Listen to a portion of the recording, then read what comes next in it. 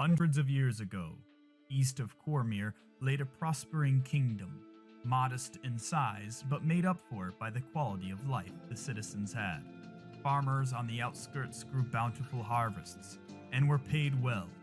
Art, entertainment, and knowledge were just a few thriving aspects of this kingdom. It was named after the noble founding family Valeria. Centuries passed with peace thanks to the god of protection, Helm. Helm watched over its people and the royal family, giving them tools of great power to protect the kingdom. Known as the Crimson Weapons, they burned brightly in the hands of those deemed worthy. However, a devil corrupted the king, then eventually the queen as well, leading to the death of both of them, as well as the downfall of the great kingdom of Valeria. Descendants of the royal family spread across Faerun, and took with them the 8 Crimson Weapons. One such descendant started a guild, aptly named the Crimson Blades. Centuries later, Alvar Valeria searches out these weapons, which were lost to time, and hopes to one day start Valeria anew. We follow the journey of new guild members: Franklin, the Goliath Bard; Uraquin, the Dragonborn Fighter; Phoenix, the Arakokra Ranger; Lord Hadaron, the Elven Wizard; and Bongo, the Goliath Paladin.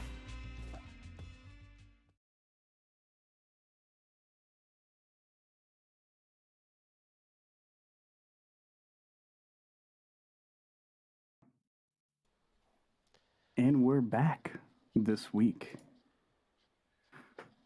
with the Dungeons & Dragons campaign I have titled The Crimson.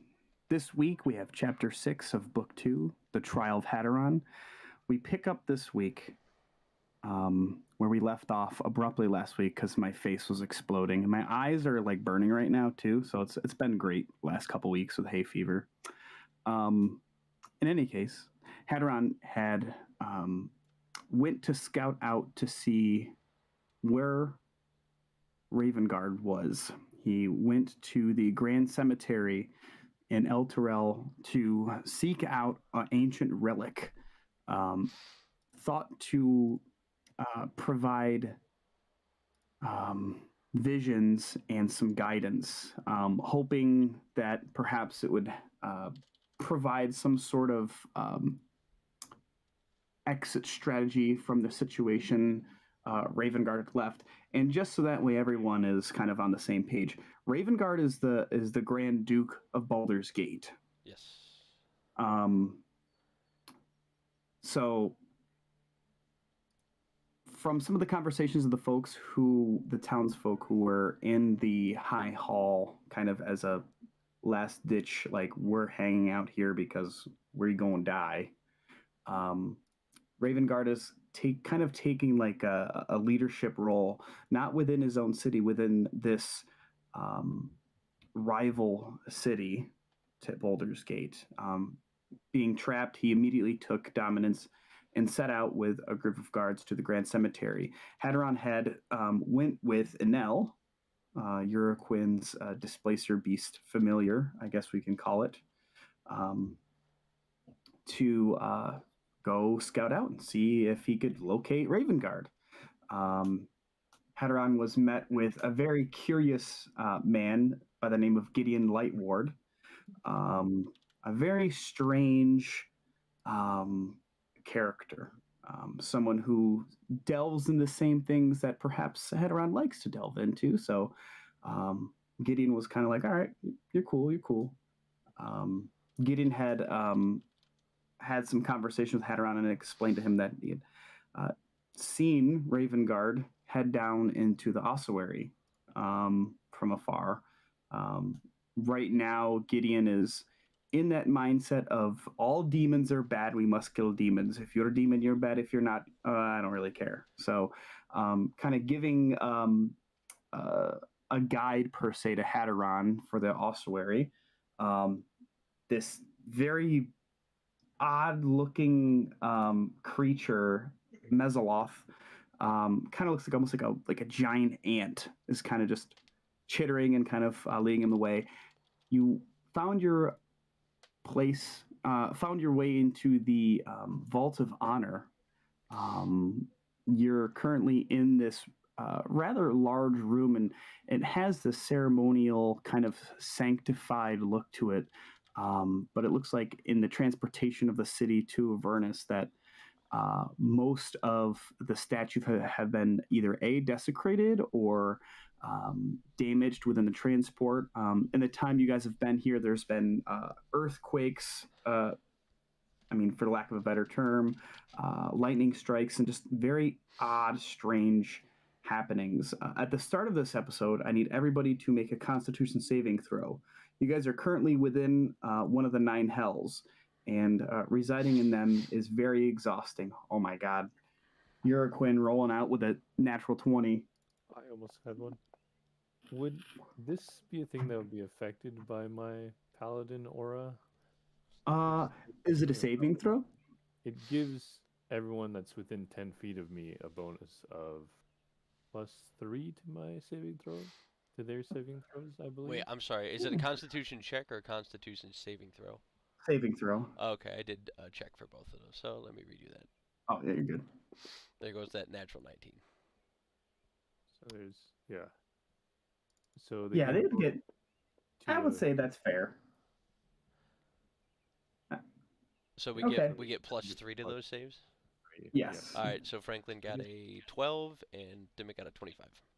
Probably well, Hadaron, because he's not nearby. Everybody passed. You guys feel the sweat and exhaustion kind of start to creep, and there's this feeling that there's more of like a drain on your person the more time you spend here. Just keep that in mind. Hadaron, you're within the Vault of Honor, and you had seen that there's a very it's a rubble-strewn vault. This vault that contains 5 marble statues. They're kind of on top of dioceses, so they're kind of like on these little pedestals. And there's the 5th statue is kind of kneeling down, and you had kind of divulged or learned or remembered that this statue depicts the same man that was part of the stained glass windows in the upper part of the grand cemetery for this this chapel, for lack of a better word. Lanish Fogel. You can see from the pose of this statue that it's supposed to be holding or wearing a helmet of some sort, you deduce. But right now, where you're at right now with the Mezzoloth, it looks like this room right here is like the last. Like, there's no other way out of here except for going back the way you came in. Alrighty. I think I ended last week with kind of searching this room and not finding anything, if I remember correctly. Yeah, correct. You would looked around to see if maybe you could find the missing helmet, or that if there was anything of note. It looks almost like either A, people have been through here before, or B, like there was not really anything in here of import to begin with. There's a lot of like rocks and rubble, and it's, you got these magical scones that are kind of lighting the area, but other than that, it's kind of barren. It's a lot of just marble and stone. Then in that case, kind of piecing together that whatever I'm looking for wasn't here, I'm gonna head back down out of here and start heading in the other direction that was out in the main hall.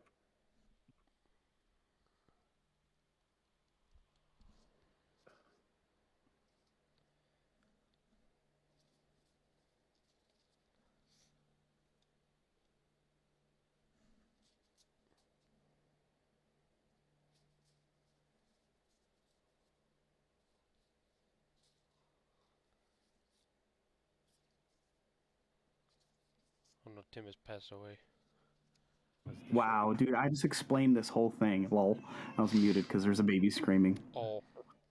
As you come to this T intersection here, Hadaron, you notice the walls of this chamber are lined with funerary shelves, each set with like dusty humanoid bones. There's like these shelves that are carved into the walls. Relics and holy symbols of Lathander, Torm, Helm, and Tyr have been set prominently on a number of these shelves, and you can kind of see um, specifically the thing that jumps out to you is the pieces of memorabilia that kind of hint towards Helm. You're kind of like, interesting. There's a little bit of like similarity between someone you know and the pieces of either holy symbols or just replica little helmets. You just want to continue wandering around?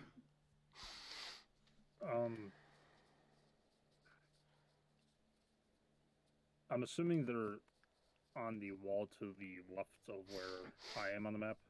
Yeah, you can explore. Like it's this almost like this circular room that has like a hallway that kind of leads you around. It has like a center chamber.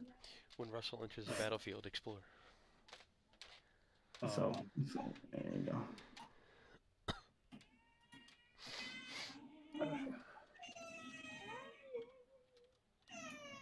The sad baby. How far was water deep from Elturel? Oh, long way. Deep. Hold on. Deep. I got you. Water deep. I got you. I will draw it for you. That is the distance. Here's Boulder's Gate. Okay, I see Elturel now. Elturel's over there.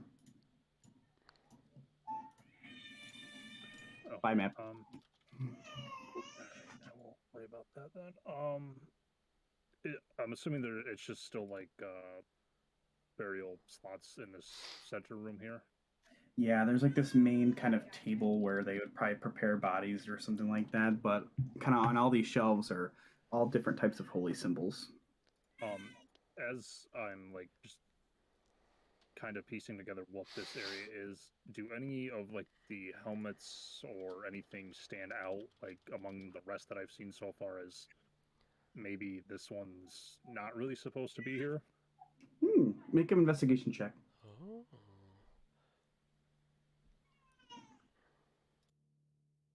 Okay, really good investigation. You kind of look over them all. You see some that, while some are kind of tarnished and stuff, there's a few that seem to be like in near mint condition. And you would kind of connect that to being imbued with some sort of magical essence, much like magical items. Like they tend not to wear and tear or fade out. You know what I mean? They don't really rust. And so you kind of make note of that. And in that case, Hadaron's just gonna kind of like make a few mental notes as to like the ones that are kind of standing out before kind of like just chalking it up and moving back out and exploring whatever the rest of the room is out here. To the north of you is a huge chamber that's lined with more of these funerary shelves. The stone walls above 6 bare dioceses creating a display of dusty humanoid bones rising from the floor to the ceiling. So there's this almost like this wall of bones. Let's see, where is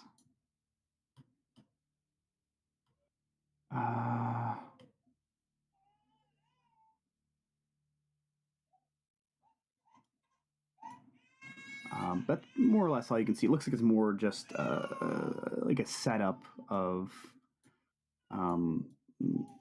where more bodies are just prepared. Alright. Well, I guess in that case, Hadaron's just gonna kind of like continue just quickly searching, just to see if anything else is odd. Yeah, you're kind of taking a look around the main ossuary. Make a perception check as you're kind of walking around. Okay. you look around and you kind of it's kind of bare here, besides some bones and other things. It's like you can see there's the corruption from Avernus is kind of spilled into this holy area where it's very like off-putting, to say the least.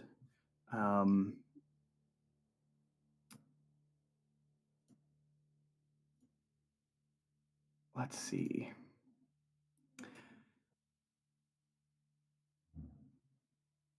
I need you to make a wisdom saving throw. As you come around the corner, you spot almost like a ripple in the space in front of you. It's rather small, but in an instant, it attempts to jump out at you. And as you see, like this kind of almost like the heat off of a grill, where like it has that kind of illusionary look to it. There's this horrendous red bug-eyed creature with these long horns and long ears that kind of fades into reality and tries to scare you, but you kind of brush it off like it's nothing, and it immediately it's to your where you're standing now. It's to your right, down this staircase, and it immediately tries to run away after not being able to scare you. Seeing that, I don't think like that was that's something. I feel like we've ran into one of those before, haven't we? There's a lot of creatures that look like this motherfucker. Wow, that's racist to demons. That's It's racist true. It's to true. demons. It's true. It's very Whoa. true. But that's what you've seen. Now it just skittered away. If you want to make an attack on, it's up to you. Did it open whatever door was there, or? Oh, that's just a thing in Fantasy Grounds to like block off visual for stairs. Like if you're coming down a certain way, you'll be able to see up. Yeah. Which when it bolted in here, which way did it go? Did it go left or right?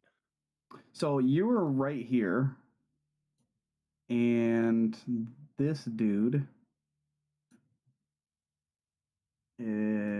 was right here. From where it scared me at, or where it ran through? It tried to scare you, and now it's turning and running this way out of your sight. So, okay, so you want to make a react? Yeah, if you want to make a reactionary thing, you can, or if like you're just letting them dip, that's fine. Do I have a way to make a reactionary attack? Like this is your call. You can do it. Like I'm giving you the chance to do it if you'd like to. No, I'm gonna hold off because Hadaron's just gonna be like slightly like just baffled by it, like confused just a little. Before he just kind of like shakes his head and just starts wandering kind of in after it slowly. Okay. You enter in this room. You follow in after this strange demonic looking creature. This area is set with cushions, and there's some low stools of brown oak. Above an empty dais, the walls covered with a mosaic shaped from colored chips of bone, artfully arranged to depict scenes of funerals, the migration of souls, and the celestial realms. Lettering along the bottom of this mosaic reads, "Contemplate life. Death comes soon enough."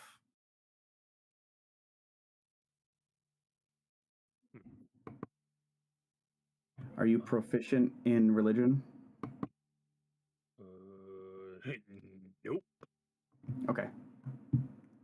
Other than that, this room is rather bare. You don't see the friend that tried to scare you, and he quickly scattered left. All right. Then in that case, Hadaron's just gonna like just search this room quick. Just double check, make sure there's nothing else in here that he needs to be concerned about. Nope.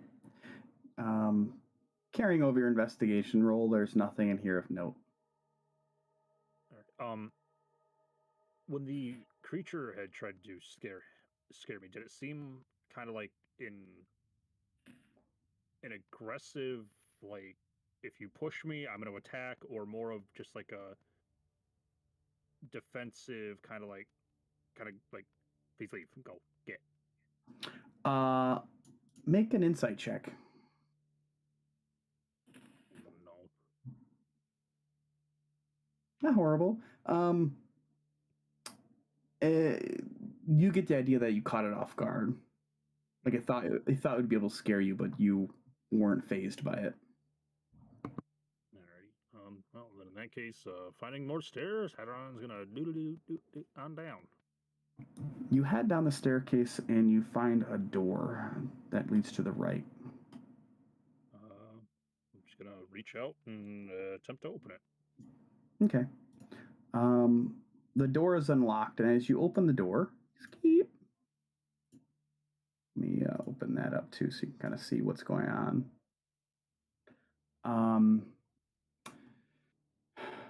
As you head into the room, a shallow meditation pool fills this room, set off from a broad landing edged by a low wrought iron railing. You can kind of see it kind of like is in place to kind of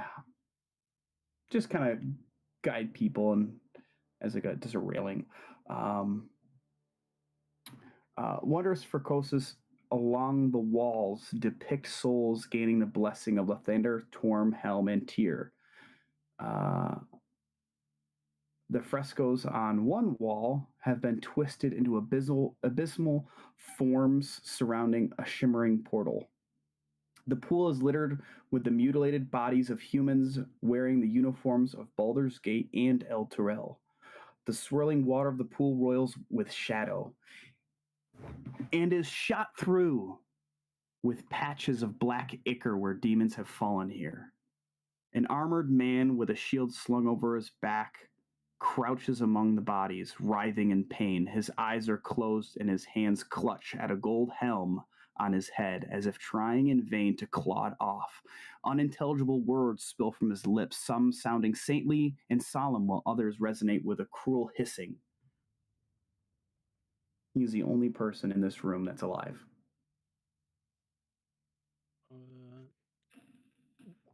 From where I'm standing, would I be able to tell if he is Raven Guard? No. Okay. You've never seen Raven Guard, so I wasn't sure if the woman I had talked to or the rest of the party has kind of described him at all or not. I don't really think anyone in the party knows what I mean, not to the point where you'd be able to recognize him from behind. Okay. One second, I'm just looking through my inventory, see if I've got You're anything good. maybe I can use here. What languages do you speak and understand? Abyssal, Common, Elvish, and Infernal.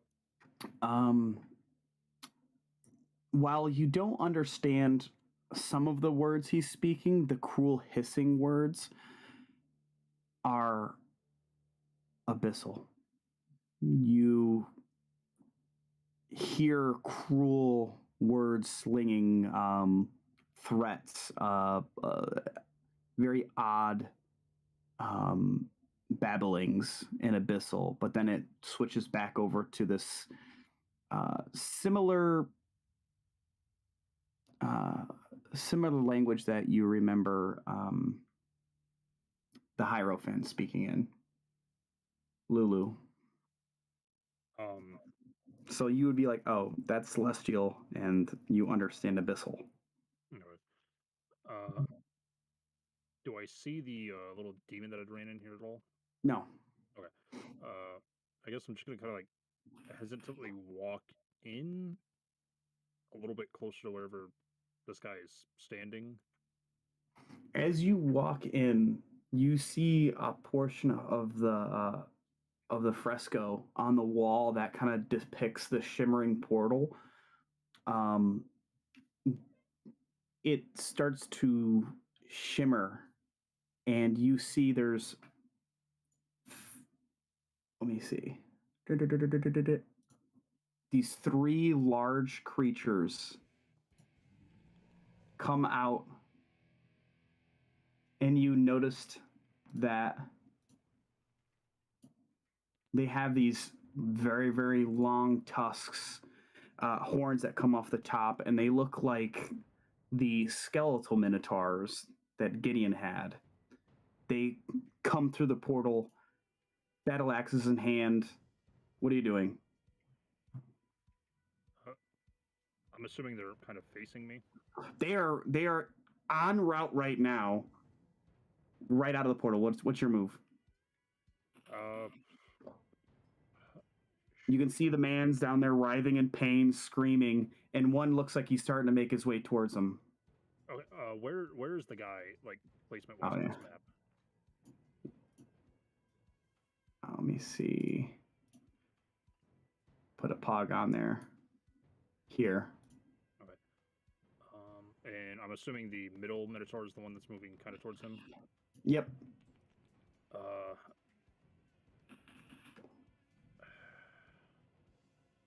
I'm gonna just take a step forward. How high is it from where the humans at to the ledge? It's kind of like it's a shallow kind of meditation pool, so it's got maybe 6 inches. Like where you're walking on like this kind of stone patio, it's almost like a couple inches off from the water base. Okay. Then in that case, taking a step forward, I'm gonna just do my best to reach it down, and I'm gonna keep him pushed down, and I'm just gonna shoot an Eldritch Blast out at that middle Minotaur's like ankle or knee area. Okay. Sounds good to me. Make an attack roll for it. Yes.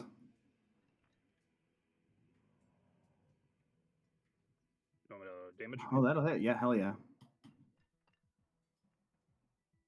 You shoot out this Eldritch Blast over top the humanoid that's kind of writhing in pain. It slams in the Minotaur, seems unfazed. Go ahead. Right next to you, you see the Mesloth kind of run up from behind you from the doorway and jump over the railing and engage in combat with the middle one.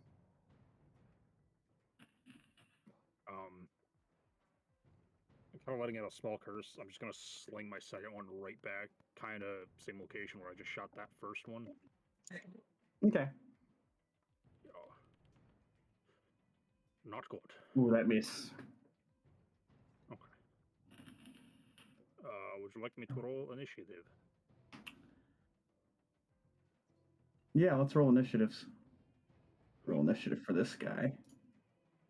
Wow, I'm gonna go from really good dice rolls to now really crappy ones. Let's see. Not horrible. 14.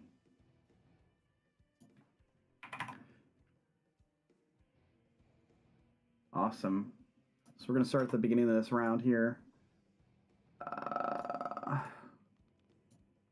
The Mesoloth is going to make a attack with his trident at the that middle Minotaur. Kind of pulls back with this like, for lack of a better term, a crude like trident. You can tell it's been covered in blood and guts in the past, but he makes contact and deals 10 points of damage. Nice. That'll end his turn. I'm going to remove these guys out of the tracker. We don't need these guys.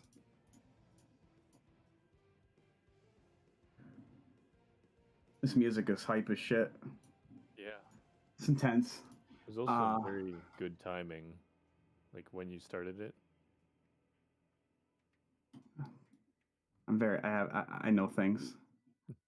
And Nell kind of leaps up from the back and looks at you and looks at the man writhing in pain and will actually use his tentacle to try to grapple this humanoid that's kind of in the water. I mean, Nell's strong as shit. Come on.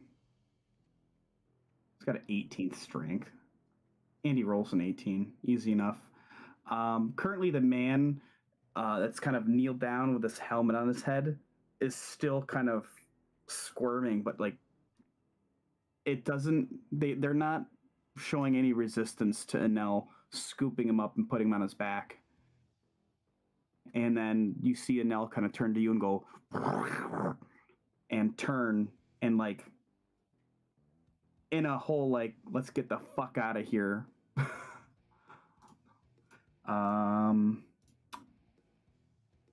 It's hilarious, Hadaron, because the Minotaurs rolled a natural 1 for their initiative. And So I you're thought up. It was bad. Hearing Anel and kind of like teasing that exact sentiment to myself, I'm just gonna nod at him and look at the Mesoloth, who I know I wrote a note for his name, and I can't figure out. Oh wait, here it is. Nope.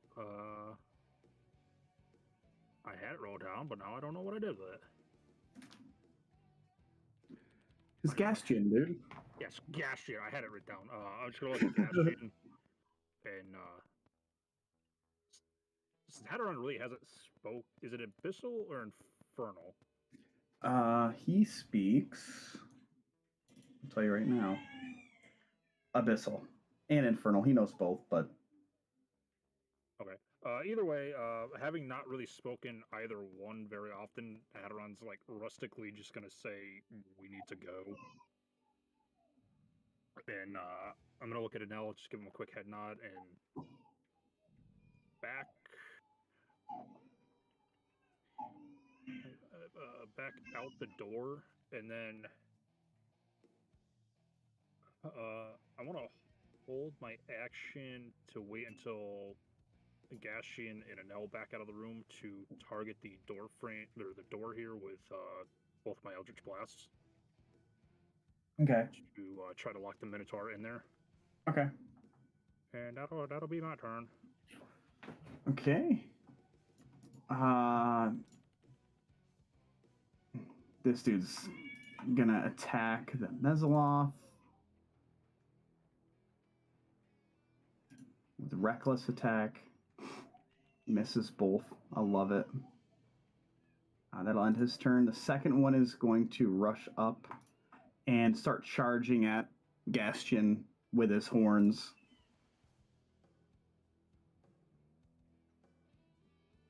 What in the fuck is this dude's AC? Oh my god, what a mad lad. A 17 to hit, misses. Are you kidding me? The third Minotaur is also going to try to smash Gastian with his horns. A 22 will hit. Ooh. Our homie's strong as shit. Gastian's just going to hop back on this platform here.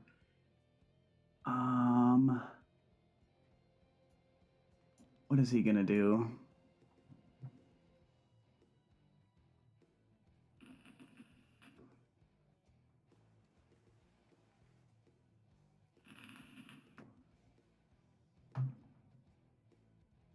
He is going to use an action to raise up his hand and chitter some infernal words. And you see this very, very strange cloud start to form in this room. He's going to move farther back. And Nell's there. Oh my god, where is he? There's people stacked. Oh god. There we go.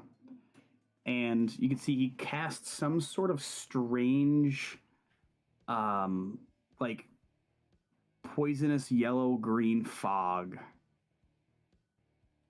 And now, like from your view from the hallway, you can't even see in there. You can't even see the Minotaurs at this point. How much speed is he? 40? Oh, he's dipping out of here. 5, 10, 15, 20, 25, 30, 35, 40. Perfect. So he cast that and dipped. When do they take the damage? Ooh. They take 5d8 poison. Sheesh. 37 points of damage. Every one of them suddenly dies. Who knows? Anel is going to dip back with this man on the back, and that will go to your turn, Hadaron. Okay. Having had them both come out, I'm gonna do a. You could have activated your reaction right as Anel came out, if you wanted to try to collapse that door frame. Changing it up a little bit. I'm gonna Hadaron's gonna have like a quick flashback to the time Franklin blew up the one subsection we were in down in the Van Thampor area. Mm-hmm. And switching one of the Eldritch Blasts out, I'm gonna fire a quick firebolt into the middle of the poison just to see if it explodes at all. I would say make a Arcana check.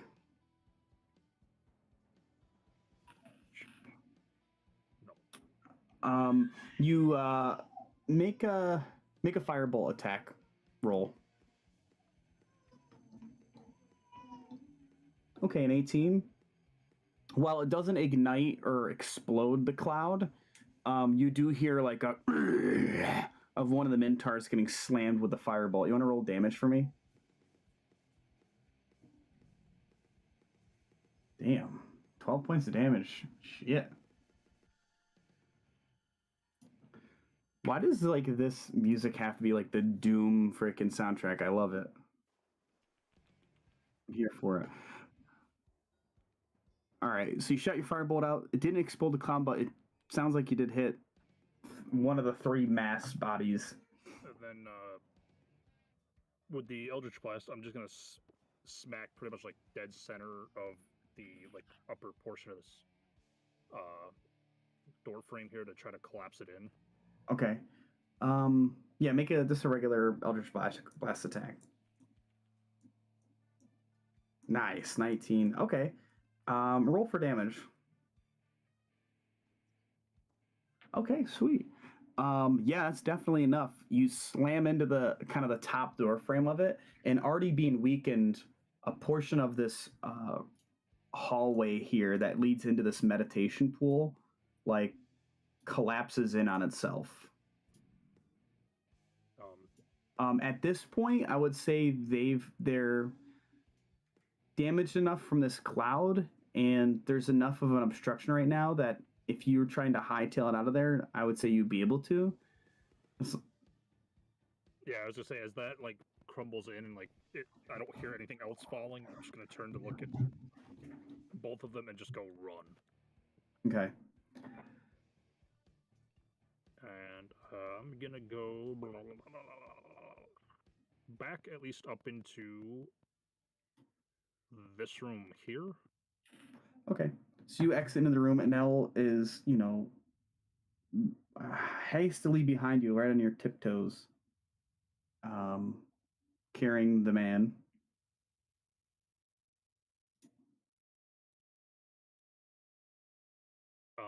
As we come back into this room, do I sense any immediate danger at all?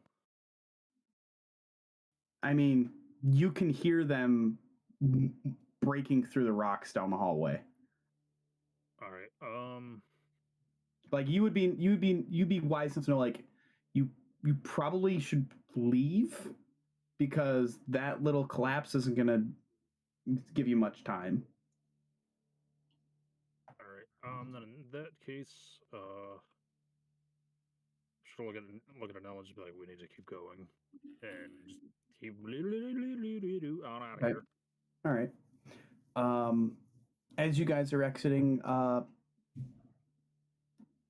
Dimmick, Bongo, and Uraquin, you guys are at the High Hall at this point in the lower area,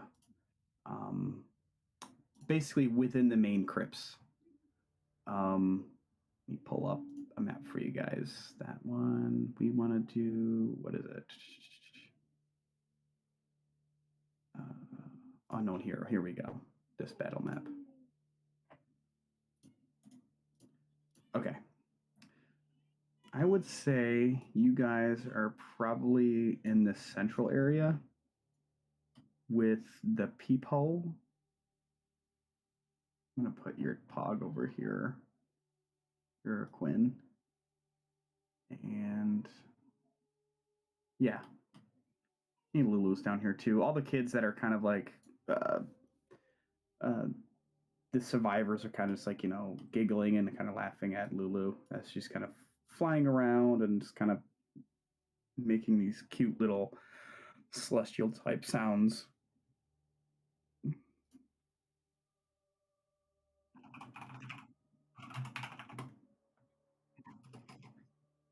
Yes. Yep.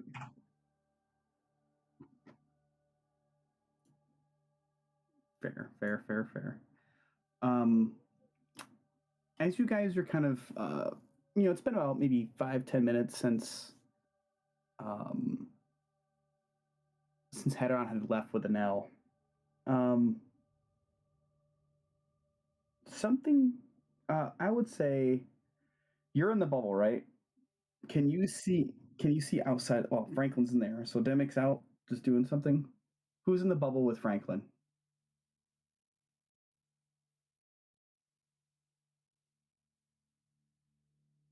On stream. There we go. Mm. Last I knew, everybody was in the bubble with Franklin because Mhm. Dimmick had gone out and gotten diamonds for a spell that he can have prepared tomorrow to help Euroquin. Mhm.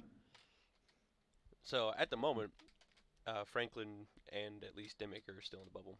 If not, probably Yeah. Euroquin as well because he's dying. I'm um. fine. Were we planning on like sleeping soon? Like, do we know Mm-hmm. how late? Because I remember, like, I don't think we rested since we fought any of like the cultist people down there or the creatures upstairs. I think Hadaron left to give you guys an opportunity to rest. Correct. Like a short rest. Yeah, No, no long longer. rest. Yeah, because he was like, I 'Cause- don't care, I can go. Yeah, Dimmick cannot help Euroquin without a long rest. Oh, my question was this: can you see outside your bubble? Yes. See through it? Okay, so Yeah. everybody can make a perception check as you guys are kind of hanging out, whether you're in the bubble or not. If you are here within the crypt, so that'd be what Dimmick, Frank, like everyone else besides Hadaron. Yeah.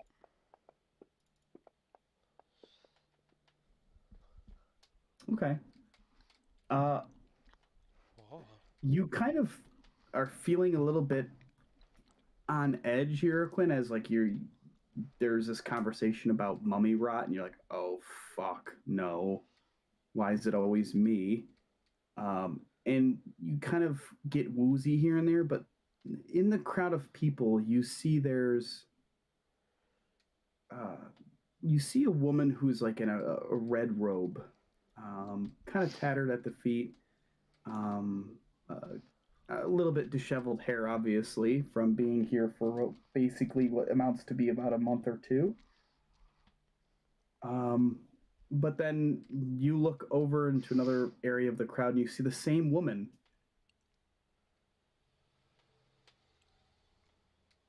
Uh, Franklin.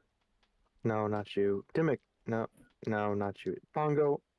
Mm. Pongo, can you come here, please? Um, yes. Just a little bit closer than you already are. It's not a big circle. Yeah, sorry. It's the rot. Yeah, it's only like 10 feet. Euroquin. Like we could all hear you. You two go stand over there. Do you see that woman there? And I'll point to the first woman. Mm-hmm. The one in the red, Bongo. Yes. Do you recognize her or? Well, I do, but from over there, and I'll turn and point at the second woman. Mm-hmm.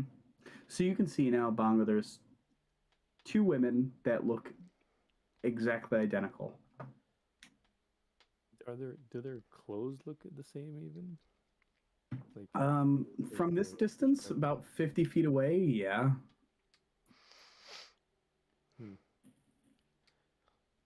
I guess it's possible that they're twins, but Yeah, I mean um, that's what I was gonna say, Bongo. I'll I'll I'll go take a walk around. I want to see how people are doing anyway. How are you feeling? Oh, I'm No, wonderful. but how are you No, actually no, he's feeling? not. I am better than I ever have. No, Okay, probably not. I I just, wouldn't. I guess maybe the thing causes him to lie more. I don't know. Um, I don't know. Did anyone do a check like last session on like what exactly type of thing this is? If it's Yeah, yeah, I like did. so is I this know, considered I know exactly what it is. Dimmick? Do you think it's like a curse or more of a Well, mummy disease? mummy rot is not normally a disease. It is a curse that's placed upon somebody. Okay. I thought of something that could have worked if it was a disease, but probably won't be much help. Yeah, I guess it's a I'll nasty thing. I'll try it regardless. I guess I'll use like I can do lay on hands, and I can use 5 of the points to try to neutralize a disease or poison. Not that I expect it to work, but I'll try Try it it anyways. regardless. Yeah. Okay. Uh, while you do it, uh, it seems when you start to feel a little bit better, but then you start coughing up more dust and a little bit of blood at the same time. hey, Bongo, like I said, I'm wonderful. Oh God. Yeah, out of something that I'm capable of at the moment, at least. Um, I'm gonna go walk around these pavilions and maybe get a closer look at that woman. Okay. Yeah, Are you just going for the kind of go first over one? there. I won't go like directly to her, but I'll kind of be like going around and like kind of vaguely like checking in on people and just seeing how they're doing. Okay. If people You have like minor injuries, I'll use like single points of like lay on hands to try to like okay? heal those kind of Yeah, thing. that's definitely doable. Um, you see about two people who could really use lay on hands. Pretty good gashes. Um, but nevertheless, like most of the folks here seem more or less unscathed. A lot of them are just malnourished.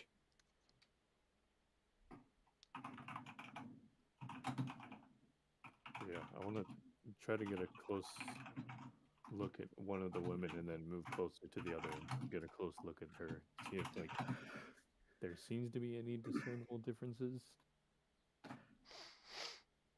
Um, make the second one that was a little bit farther away from the first kind of turns around a corner. There's like these pillars, these support pillars in this main kind of crypt area. So she kind of skirts into the like a little bit farther back. Um, make a insight check. Right. And Uh, also, just since I know where we currently are, I'm gonna also use a divine sense if once oh, I'm within, I guess within 60 feet of her. So yeah. okay. Um, and that's fine. Celestials, undead, and fiends. Yeah. Yes. um, you take a moment and you send out this divine kind of UAV pulse, and nothing comes up on your radar except for Lulu. And I mean, you were not looking yourself, but Okay. I think with that insight roll, yeah, that would be kind of like me calming down about her maybe being a problem and just not really looking mm, into it with that low roll. I would say make a just roll a straight d20 as you're kind of walking through the crowd. Okay. You continue along for some time here, and uh,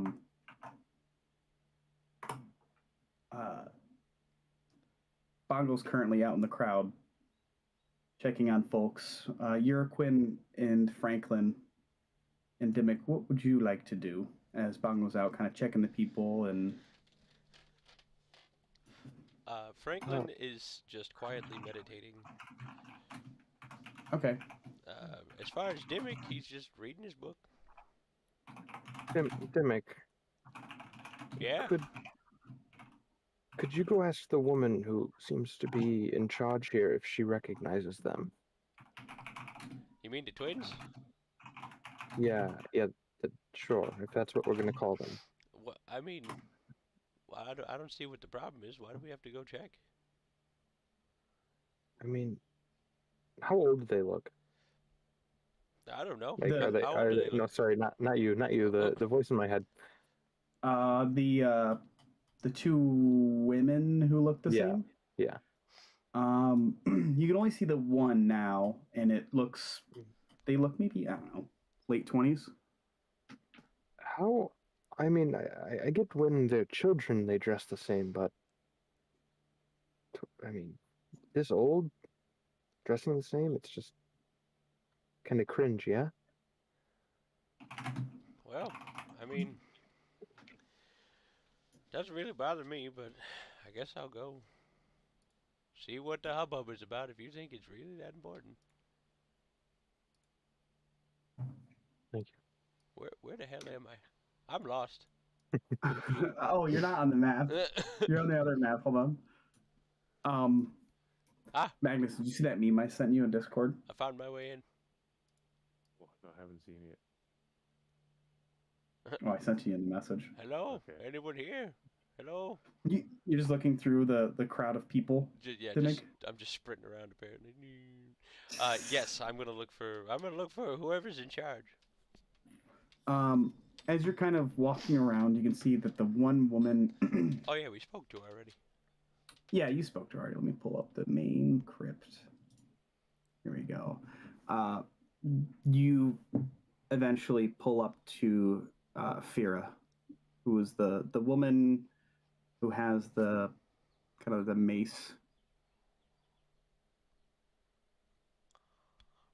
And Hey Fira, a quick question for you. yes. Seems that one of my associates, the Dragonborn, is getting the heebie-jeebies from what seems to be a pair of twins in the roundabouts. Do you know who they are? What twins are you referring to?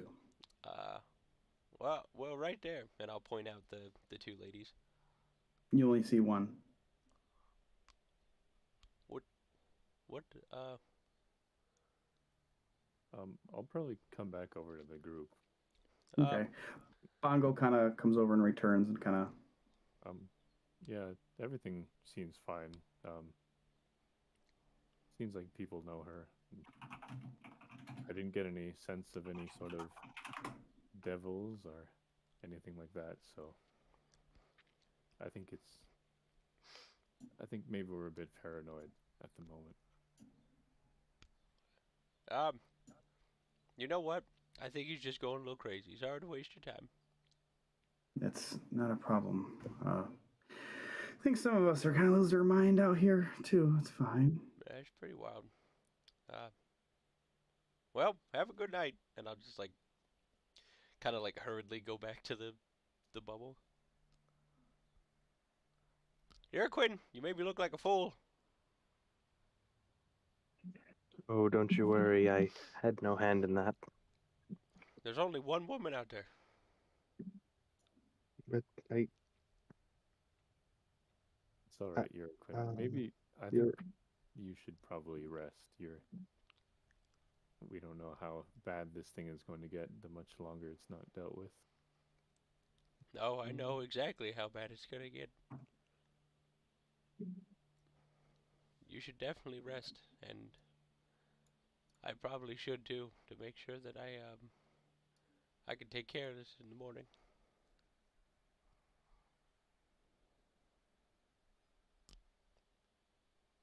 And I think I'll probably rest outside the bubble, just kind of like closer to the people, just Okay.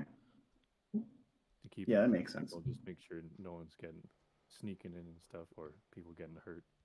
Okay. If this is Franklin. If you guys want some privacy, you can stay in the bubble, and I can make it like opaque or whatever color, and nobody can see in, but we can still see out of it.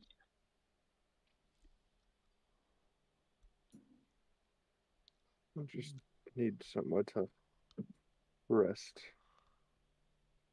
Yeah, no no worries.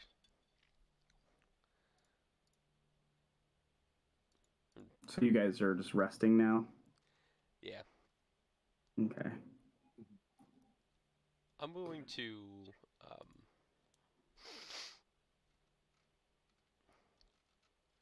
just for Is your giggles. is your bubble just Liamon's tiny hut, basically? It is, yes. Okay, go on. Sorry, didn't mean to interrupt. No, you're fine. You're fine.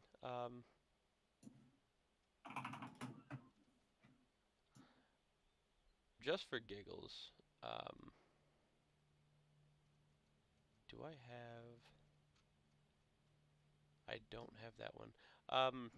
I want to cast See Invisibility. Franklin wants to cast See Invisibility. See invisibility, yeah? See Invisibility. Because I don't. I feel like something's amiss in here. Okay. Make a perception check.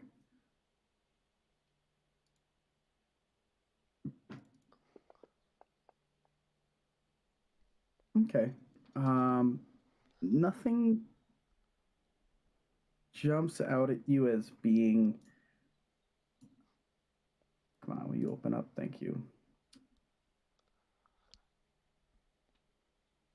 Yeah, you don't see anything with your see invisibility spell. It's not like there's anything there that's not there, I guess. Is the way to put it. Yeah. Okay. All right. I'll just I'll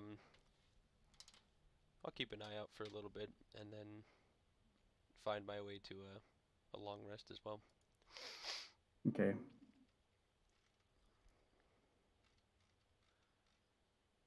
So we're taking some time now to rest. Yes. Bongo, you're kind of probably like sitting up against one of the pillars, just kind of keeping an eye out. Yeah. And then everyone else is in the bubble. Correct. Okay.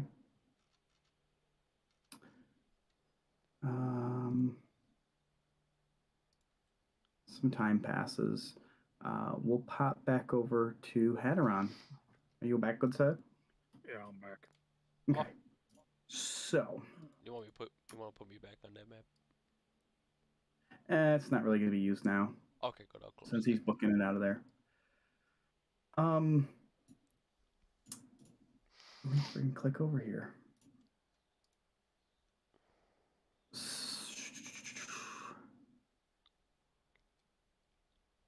As you kind of exit out of the ossuary area up the stairs, you can see the other Mesoloth is kind of still up there, kind of keeping guard.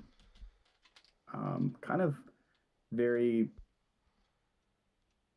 soldier-like, just almost like a statue standing there. Sorry. Bless you, sir. That was, whew, felt that one in my bones. And just as you kind of exit up this staircase, Hadaron, with Enel kind of carrying this person, Gideon kind of walks into that center room. You see here. Exploring. Where is this?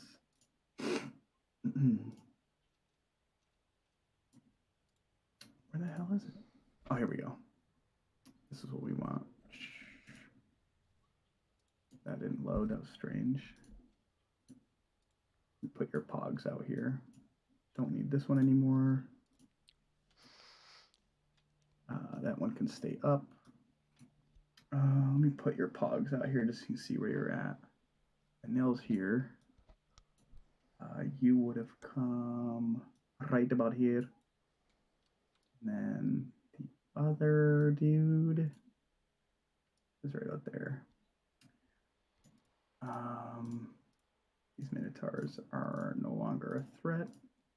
But yeah, so you're come up to this kind of main center area, this vestment chamber, and within one of the curtained doorways, in walks Gideon, and he walks in kind of like almost with a strut, and he kind of looks at you and then looks over it and goes, "So, it appears you brought up a gift. Is that for me?" Hearing him say that, I'm gonna kind of like raise an eyebrow. Are you referring to the man with the helmet on his head? Referring to the man, I run out of subjects from time to time, and is that one still alive? Hadaron's gonna kind of like turn to look towards Nell. He seems to be, but depending on who he is, will decide whether you can play with him or not. Well, if he's alive, I don't have any use for him. Did you have any issues with any demons down below? There was a tiny one that sprang up on me, but he ran, and then I chased him to the room that I assumed he was in, but he wasn't there. Instead, 3 minutes I decided to come through a portal, but hopefully he's still trapped down there. 3 Minotaur, you say? What color was this portal? You said it was like just more of a shimmer, right? Yeah, imagine like a really, like almost like a Portal 2 portal, like an orange portal, except more of the visage of like an Oblivion portal from Elder Scrolls. So Like kinda this really deep red, but is Yeah, like like a red. shimmering in color. Yeah. It was. I guess you would say kind of like almost the color of blood. Yeah. somewhat. Mm-hmm. It was kind of an off shade of the color of blood, if I'm being honest. Great. Just great. Well,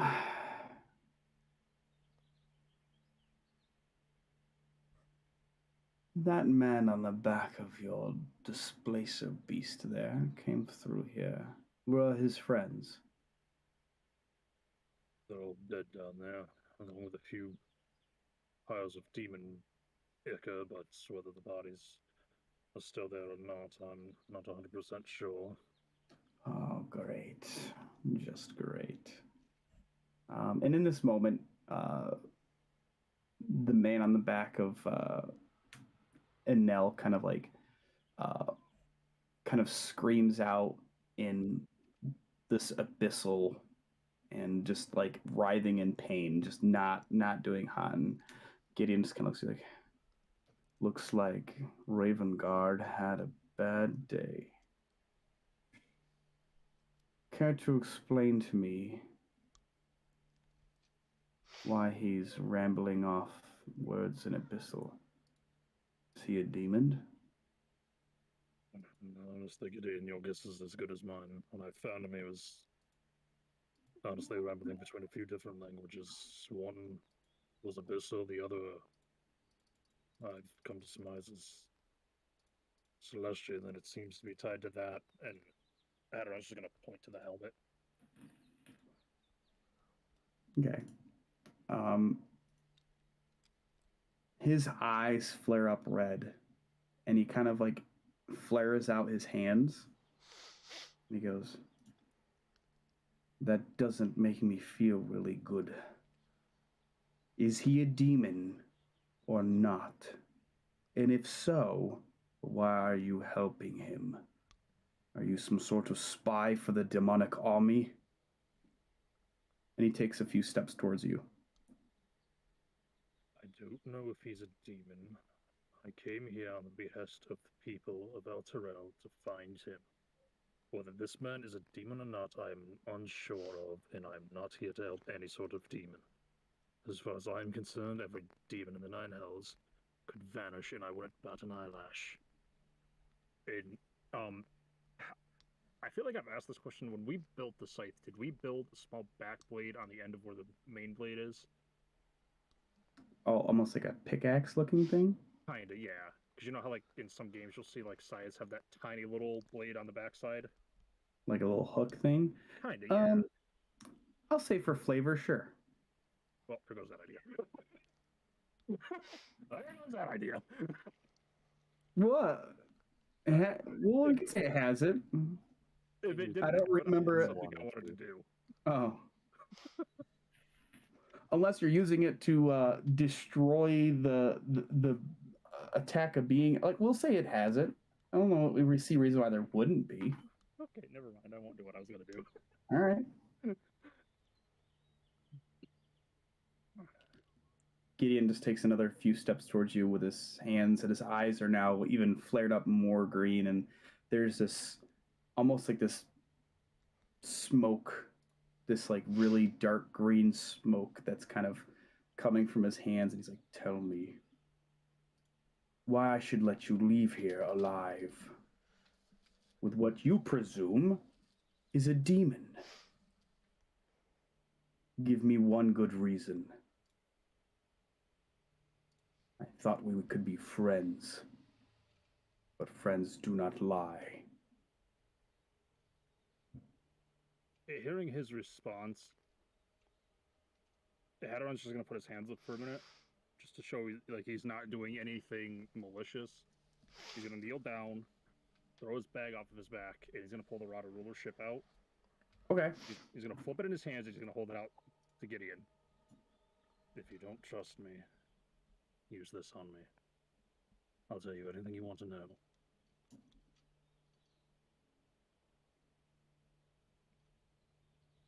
What is this device you're handing towards me? Keeping like just that like non-threatening stance, Hadaron's gonna stand up, pick his bag up, put it over his shoulder. It's referred to as the Rod of Rulership. You can use it to pseudo charm someone to do your bidding. If you want to use it on me, you can ask me anything you want, and I will not lie to you.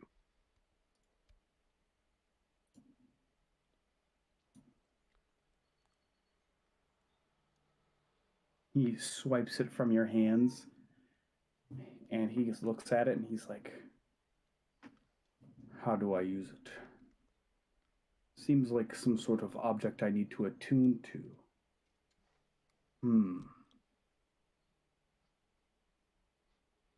You know, I'll tell you what. Since you're playing this little game with me and you're not telling me what's going on, I will keep this as payment to leave this grounds." He's like turns away within his hands, takes a few steps away. "Now leave before I change my mind." Hadaron's gonna just slowly cross his arms. He's gonna look at Gideon for a minute. And then he's gonna slowly look back to Raven Guard. And somewhat curiously go, "You seem to be more well versed in telling if someone's a demon than me. Are you unable to tell if he is a demon?" My patience is wearing thin, Hadaron. Leave.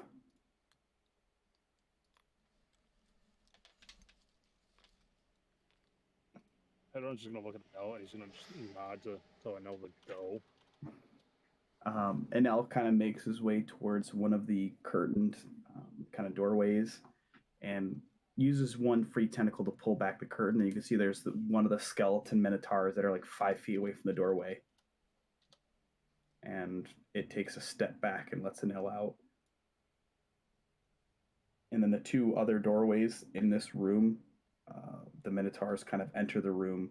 So he had this room kind of cordoned off with the Minotaur skeletons he had. So Nell's outside of this central kind of circular chamber here, and Gideon is just done having a conversation with you, since he feels like you weren't being truthful. Watching this, Hadaron's gonna.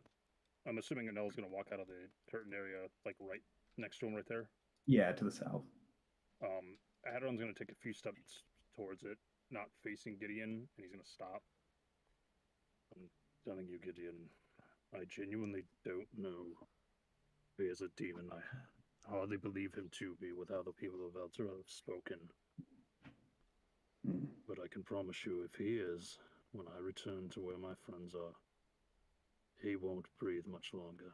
And with that, Hadaron's just gonna step out, and Hadaron's gonna make it known, like in his voice, like he is being 100% genuine right here. He just didn't like your answer. That's all. It was not what he was looking for, but he doesn't seem to be pursuing the skeleton Minotaur. Just kind of like takes another step back to let you through. I'm gonna just kind of like look up at it for a minute, just eye it up, genuinely like piece together how it's put together, and just walk away. Some strange arcane magic of like the bones, like there's like wisps of like this greenish necromantic like energy where like ligaments would be for the bones. So it's kind of like eerie to look at, but cool nonetheless, and intriguing. Considering that you've only been able to do things like that with minor corpses, nothing the size of a minotaur. So you we'll give you a point of inspiration. You're inspired by the encounter with Gideon, and it seems like he's a very powerful mancer. There. Keep that note. Okay. At this point, how far is Anel from me? Like, he's probably about 15 feet away from you. All right. Just waiting at the one door for you to come. Like, kind of like putting a few feet between me and the building. Hadaron's gonna just stop, and he's gonna turn to look at the building. He's gonna fix his bag up on his back and everything, and he's gonna look at it and just. It's never going to be easy, is it? And he's just gonna turn and start walking back towards Anel. And now kind of like lowers himself and tries to like entice you to hop on his back. Seeing Anel do that, I'm just gonna look at him for a second. A small smile is just gonna play across Hadaron's head or face before he just shakes his head and just gently pats him on the head and just keeps on walking. Okay. Good enough.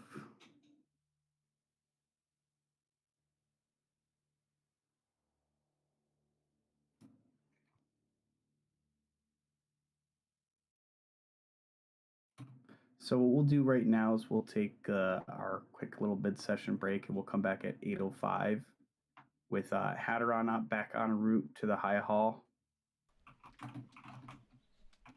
Sounds good. Everybody, we're taking that 15-minute break. Be back here at 8:05, like DM says. We'll see you then.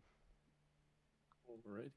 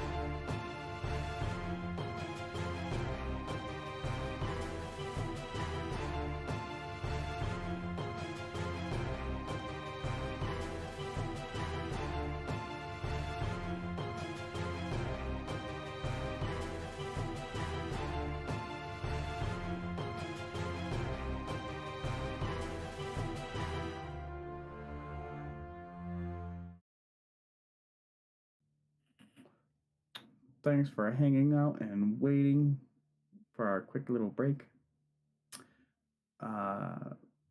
Currently, Hadaron, you're en route back to the High Hall with Ravengard and Anel. The party is currently in the main crypt of the High Hall, resting up. I would say your whole trip there and back is about 2 hours, Hadaron. I would say I'm gonna roll 2 for Anel, but I would say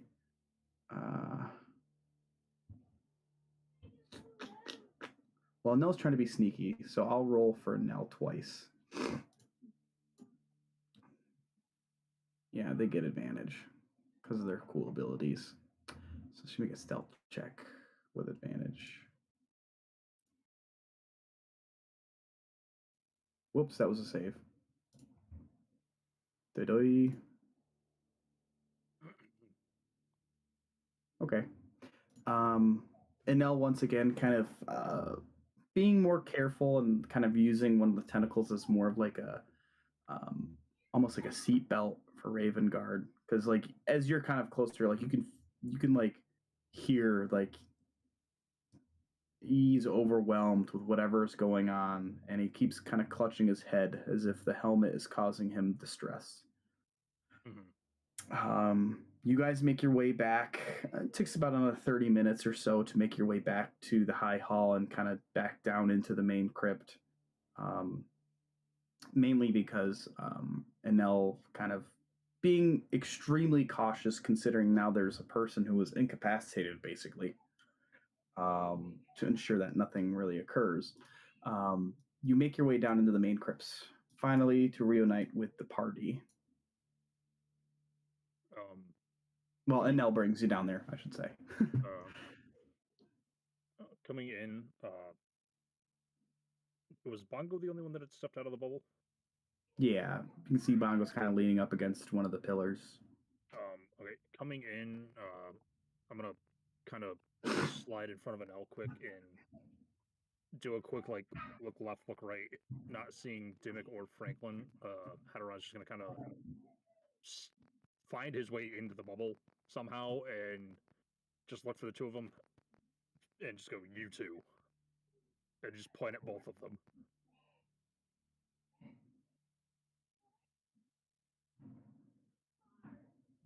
I'm already sleeping at this point. Like, is it Yeah, he's on. Well, yeah, Bongo's kind of asleep. Okay. You'd have to wake him up. You'd have to wake him up. Saying that they're not answering me, I'm just gonna go. You can't tell he's asleep because it's his helmet. Yeah. Saying that the other two just haven't answered me, I'm just like, well, I'm gonna walk over and just. Are they next to each other in the bubble?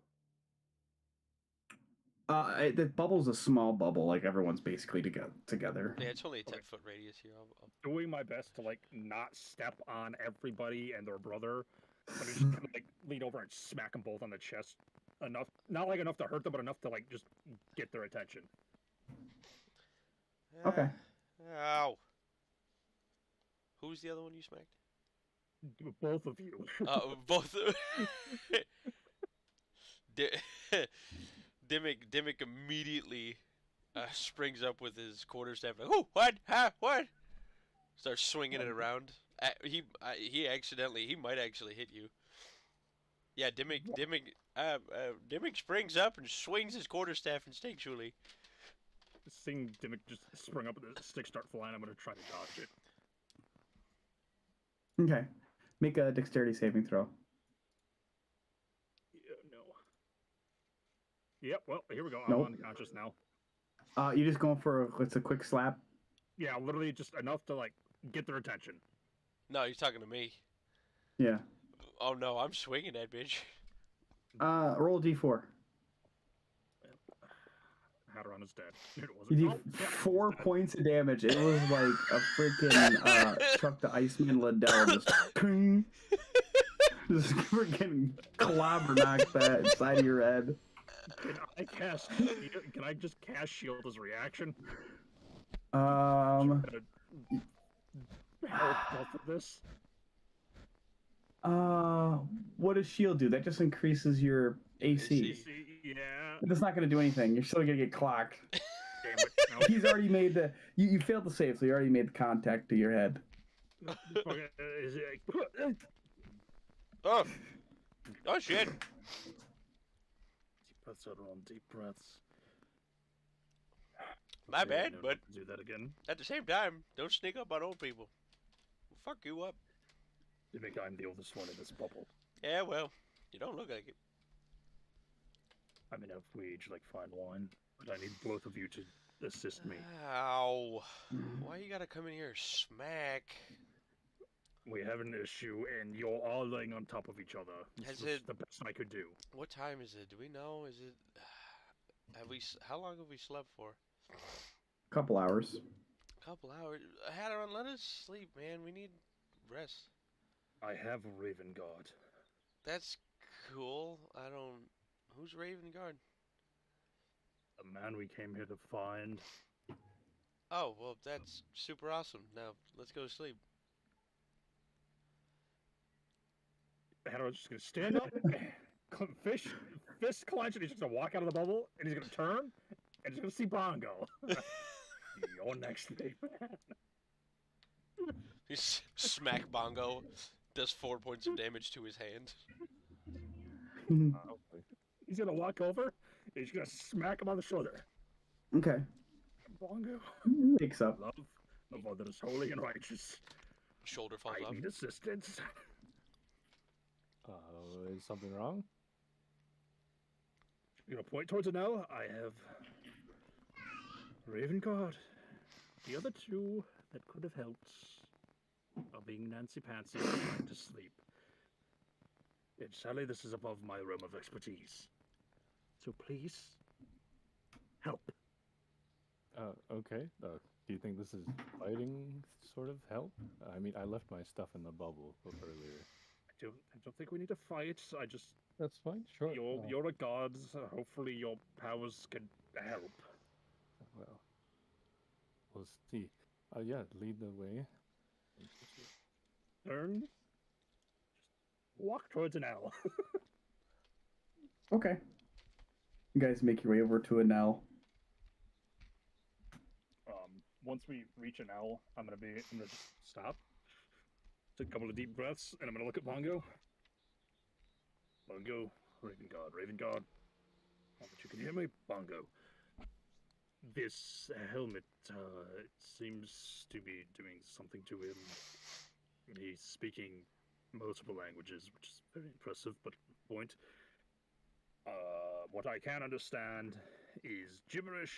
What I can't understand seems to be your wheelhouse, which is probably still going to be gibberish. But I'm hoping maybe you can figure out a way to take the helmet off and put him to normal. Have you tried taking it off? Let's just say I found some undesirables where I found him. Yeah, it was either fight and possibly his eye, or he die. So, taking a Okay. page from Yoriko's book, I gathered everything up and we just skedaddled. Right. It definitely sounds like you've had a lot more busyness than we have had down here. Oh, if you only knew, Bongo, if you only knew. Make a head around. I would say since you were down here in the main crypt first, when you guys originally first came, make a. How you would remember this? Fira, the woman who was kind of more or less helping protect the group of people here. She is a sage who specializes in exorcism and possession. Oh, And you're like, perhaps she may have be more use because this is like out of your wheelhouse. Sitting there looking between Bongo and Raven Guard, like halfway back towards Bongo, Hadron's gonna stop. He's just gonna squint and one finger on each hand. He's just gonna like point in the air and go, "Wait a minute. Where is the old lady that has been leading the people?" I imagine she's probably with the others. Most people are probably asleep right now, but She it's may be possible. able to help. Oh, good. I couldn't be entirely certain, but I think it's probably outside my wheelhouse. Well, I shall go attempt to find her. You are more than welcome to try to help, or you can go back to sleep and pretend I never woke you up, Bongo. I can come along if you need me. Oh, I don't okay. expect we'll really be doing much fighting down here, but I can be another mouthpiece at least, if things come to that. Yeah, have you told the people who you really are, or are they still in the dark? I haven't really conversed that much with most of the people here outside of small talks and just checking in. Bongo, when he says, uh, um, have you told people what you really are? Mhm. You're like, have that existential anxiety attacks start to set in. You're starting to feel trapped. Hmm. Should I? No, actually, maybe I'll stick with the others that are sleeping. Are probably by the dome. I maybe shouldn't get try to gain too much attention. Probably not the worst idea because when I saw you, I'd say you were revered like a god. And that's not just to play on words because what you are, but that's besides the point. Right. Best to maybe not stick out too much and sort of blend in. I would say that This man in shining armor. just absolute giant. Just I shouldn't stand out any. Amazing. I will say this, Bongo, if we get a chance before we ever leave this realm, where I was may be of importance to you. And with that, I'm just gonna slip by Bongo and go look for Fira. Okay. Make an investigation check. Me? Yes, you. Looking for Fira. Um, you're walking through like they're kind of more or less just huddled in this space. The smattering of children, all walks of life seem to have congregated here. Um, you do see kind of like around the far way, there's what looks to be a man in like suited armor, like full suit of armor, just kind of like you really only see his legs from the angle you're at because he's behind a pillar. But then you look to the right and you can see where Fira is kind of just quietly sitting cross-legged. Um, oh, excuse me. Seeing her, I'm gonna like gingerly weave through everybody to get over near her, and I'm gonna kneel down next to her and just gently put a hand on her shoulder, kind of like not like heavily shake her, but shake her enough to try to like wake her. Oh, she kind of turns around. She's like, "Oh, are you going to keep a watch while they sleep now? Can I rest?" Um, I'd be more than willing to take the watch, but I have something you may want to see and that I need your help with. But Okay, whatever you do, don't freak out when we get out there. I'd rather not wake everybody and start something we can't get back under control right away. understood. Um, Show me the way. Standing back up slowly, I'm gonna like weave back through everyone and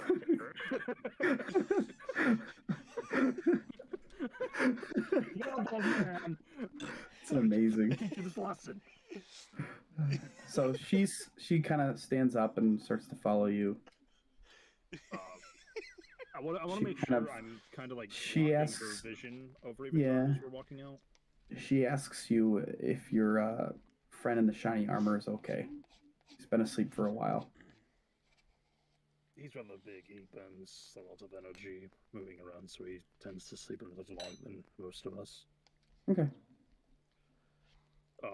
As we kind of get more towards an L, I'm gonna stop and quickly turn so she doesn't really see what I'm blocking. Okay. Whatever you do, just keep a level head, because I fear you might be the only one currently who can help. All right. And as she says that, Hadaron's just gonna kind of like just step to one side slowly. And like you can see, like Ravengard now is still kind of just squirming a bit, just grabbing the helmet while and Elza kind of has him more or less not pinned down or in any kind of pain, just kind of holding him there in place with his tentacle. And she just goes, "What is wrong with him? What happened?" Don't fully know. I found him like that. Trust me, you're not the first one to ask me that. All I know is it seems to be tied to the helmet he is wearing on his head.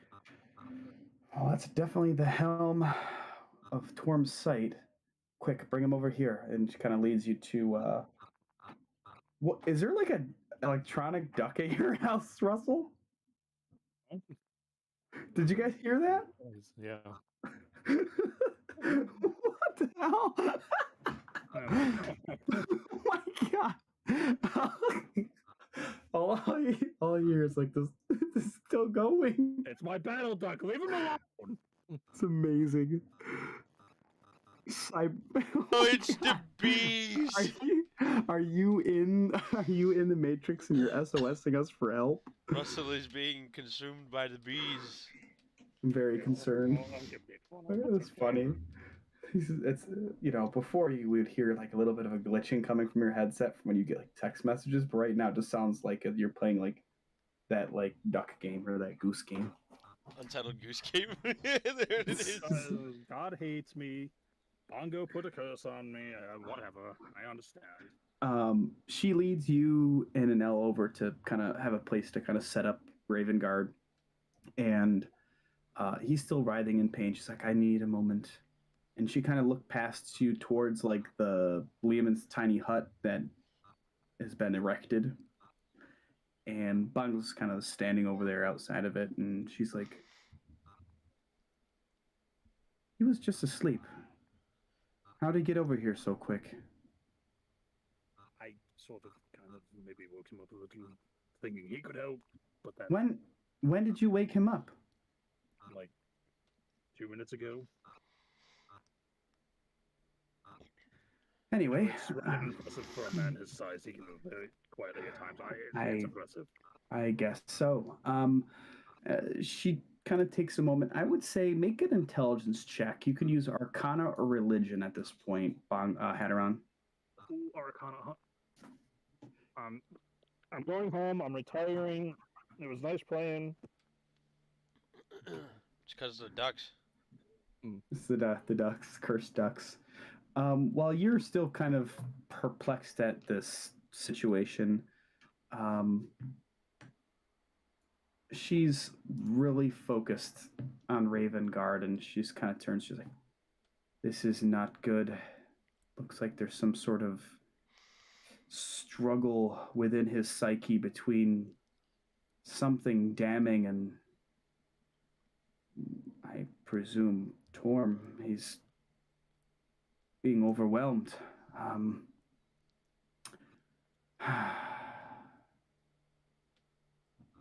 We try to figure this out. Let me think."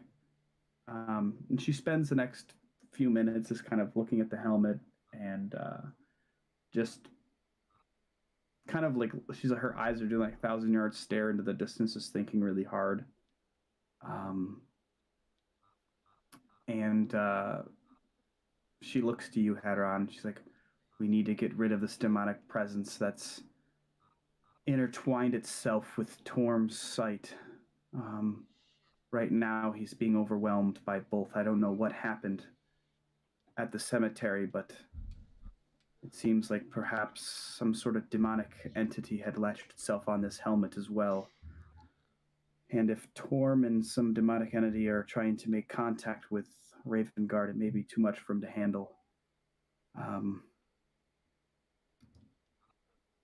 In my past, I have performed a few rituals to drive out demonic entities from poor souls. But with it being this bad, we're going to need quite a bit of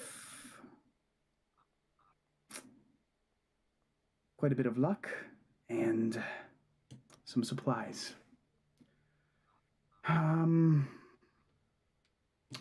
First things first. We need to utilize the altar of Torm up above us. We need to cleanse it before the ritual can be performed. Let me think. Hearing her say cleanse it, Hadaron's gonna just kind of like twitch a little and slowly look over at her. I know I'm going to regret asking this. I'm assuming when you say cleanse it, you mean with holy water, right? It's a bit more complicated than that.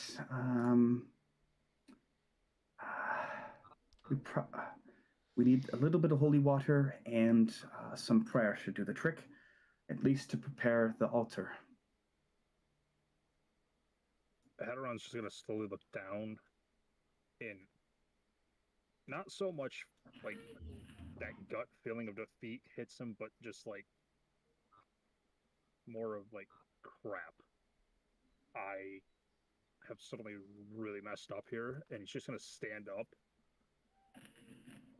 Do I brought him to you, but I cannot help.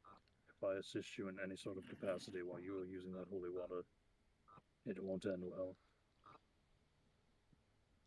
Okay, well then get one of your friends. How about that shiny one who is standing there staring?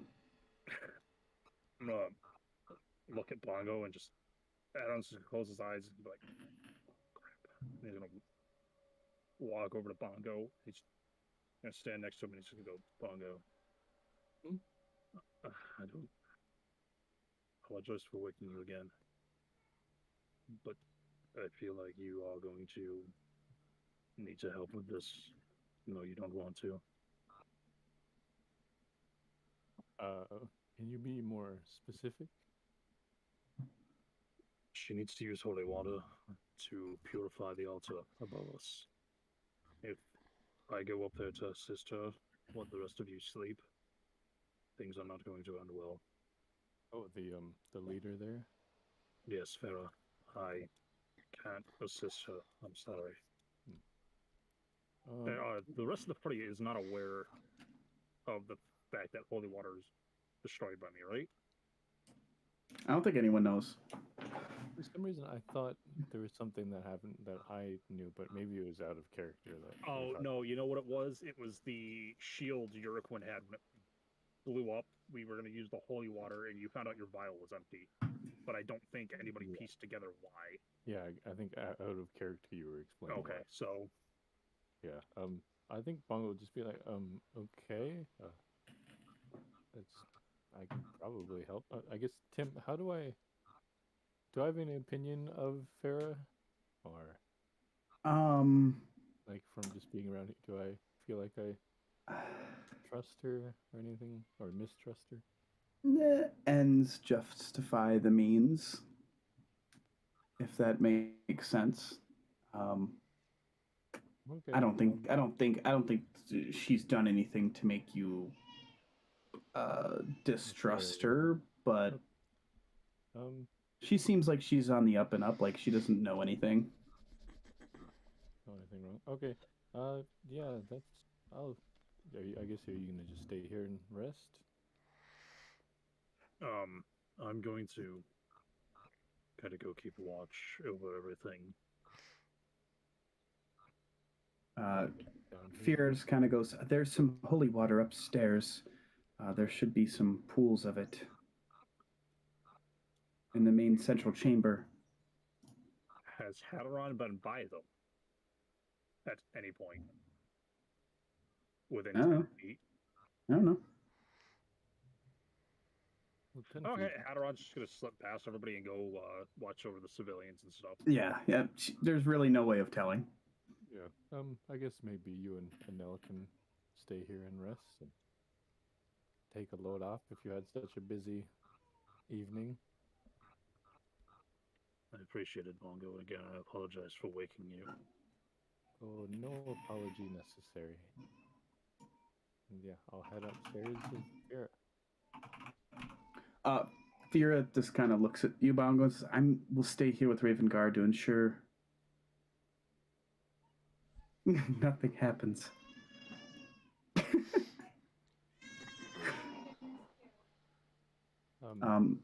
And you're just gonna head upstairs.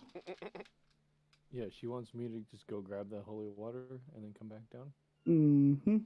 Well, she says you need to find the holy water. And the altar to Torm, it's hard to miss. There's a giant stained glass window that stands above the altar with an imagery of Torm standing valiantly. There's a little kneel pad. I mean, it's impossible to miss. It's in the western point of the upstairs cathedral. Needs to be cleansed with holy water, and you need to say a prayer to Torm.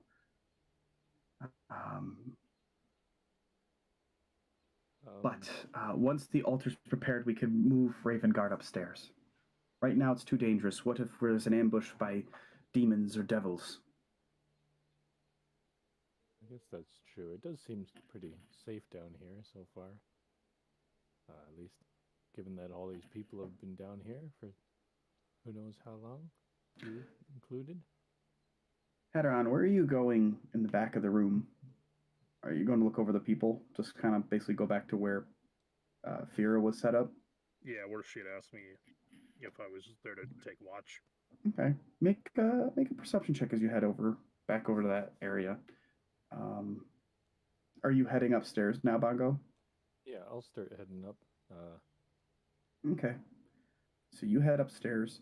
Hadaron, you come back to the back of the room where she's standing, and you notice there's once again that man in full clad armor, and you see the feet kind of up against a pillar, and you don't recall them being in the group of civilians that were originally here.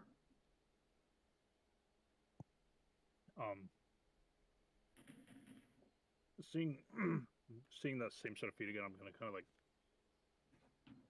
look at them a little quizzically, and as I'm walking, like through the people, I'm gonna do that like, how when you're like walking around like a store or something, you think you see somebody, so you kind of do like that side lean.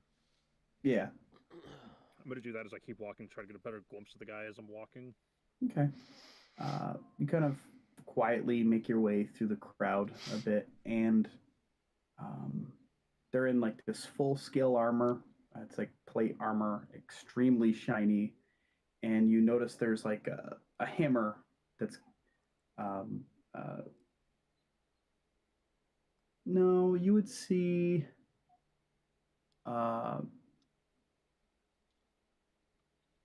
just a very designed gauntlet that's just kind of like at the side. Like it's a very, very fancy gauntlet. You've seen it before.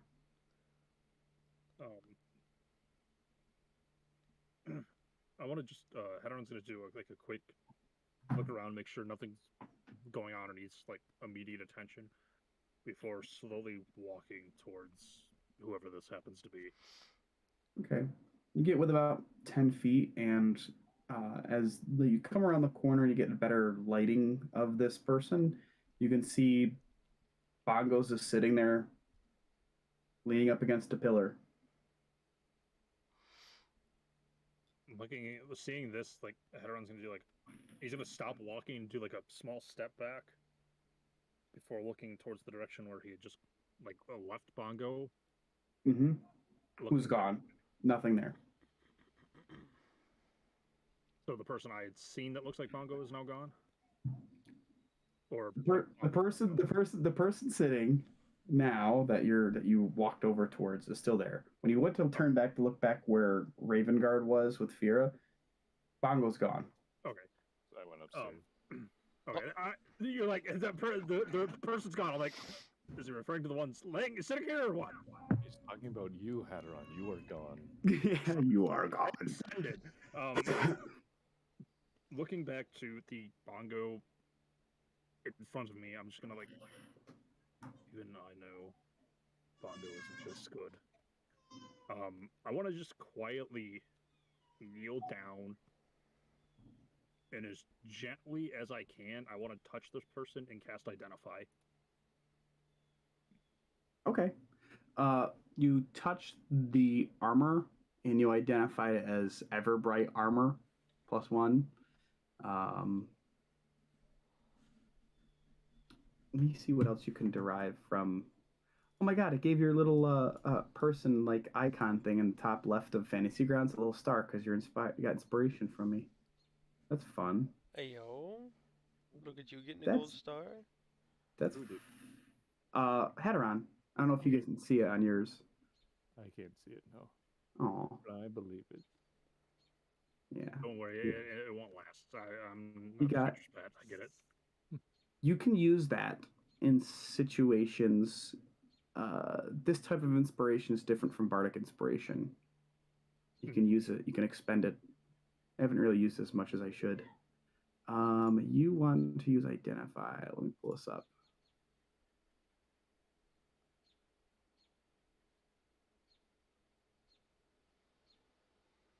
Yeah, you learn that this is the armor that Bongo has. You identify as the Everbright armor. That he can use it to expel basically a flashbang. Still like kind of like Like quizzically, legit. still kind of quizzically like looking at this person. Um, I don't. Have we ever asked if there's like a gap between the helmet Bongo wears and the chest piece? There's none. There's like a So like a it's like it's chain like a a helmet. chainmail of some sort. Yeah. A neck guard almost kind of Yeah, thing. exactly. Yep. Okay. Um, are there like any actual like areas on Bongo's armor that are somewhat like open, like you could see between the armor pieces, like where they would rest to each other? You know how I'm asking Mm. that? I feel like probably not really. Like Yeah. it's kind of made to like overlap with each other very well, so you can't just stick in a blade. It's like from your time with Bongo, it's like his skin. Like he's always been very apprehensive about any part of himself being All right. exposed to the light of day. Then in that case, Hadaron's just gonna kind of shake his head and go, "Well, here's something I never thought I was going to do." Adjusting himself a little, Hadaron's gonna like do that like little creepy hand thing where you like wave your fingers over someone before you do something to them, and he's In gonna front of his eyes. position one hand like neck level, and the other hand is gonna go for the visor on Bongo's helmet, and he's gonna attempt to lift it up to look inside. Okay. You lift it up and you see there's this pale gray face, wrinkles, just a weathered skin, almost like leathery. Um, Eyes closed. And just at that moment, as you're waiting there, the eyes open, and the light that comes out of Bongo's eyes need you make a Constitution saving throw. So is this something that would technically be blinding to me? Yes. Okay, I have advantage on it. Yep. Advantage and Constitution, you said? Yeah. Not bad, not bad. Yeah. You get this bright, like, deer in headlights thing where, like, you kind of reel back and you blink a few times. You can still see it was just jarring at this point. And Bongo, I assume you reactively just slam the visor down. I think probably, and probably put an arm out holding against whoever it is.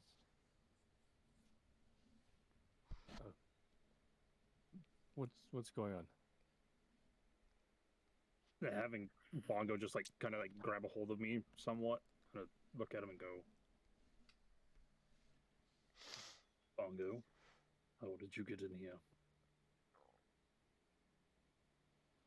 Here? What do you? I'll kind of look around, see where I am.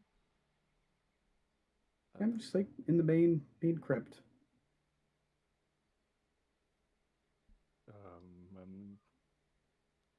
I don't know you. I think I was sleeping. Bongo, you went to sleep. I just woke you up a few minutes ago. No. Well, I don't remember falling asleep, but Then there's like this pulsing pain in the side of your head. I think my head kind of hurts. But yeah,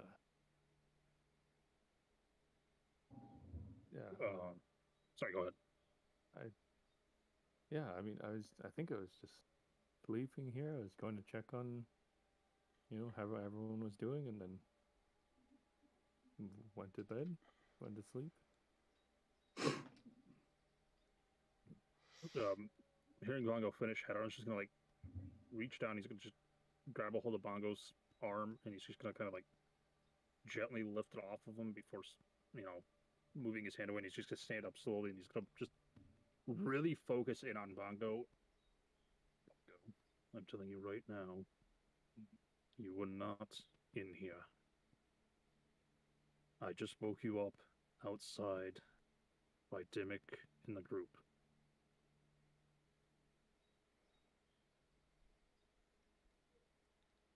I'll kind of like start to stand up and just be like,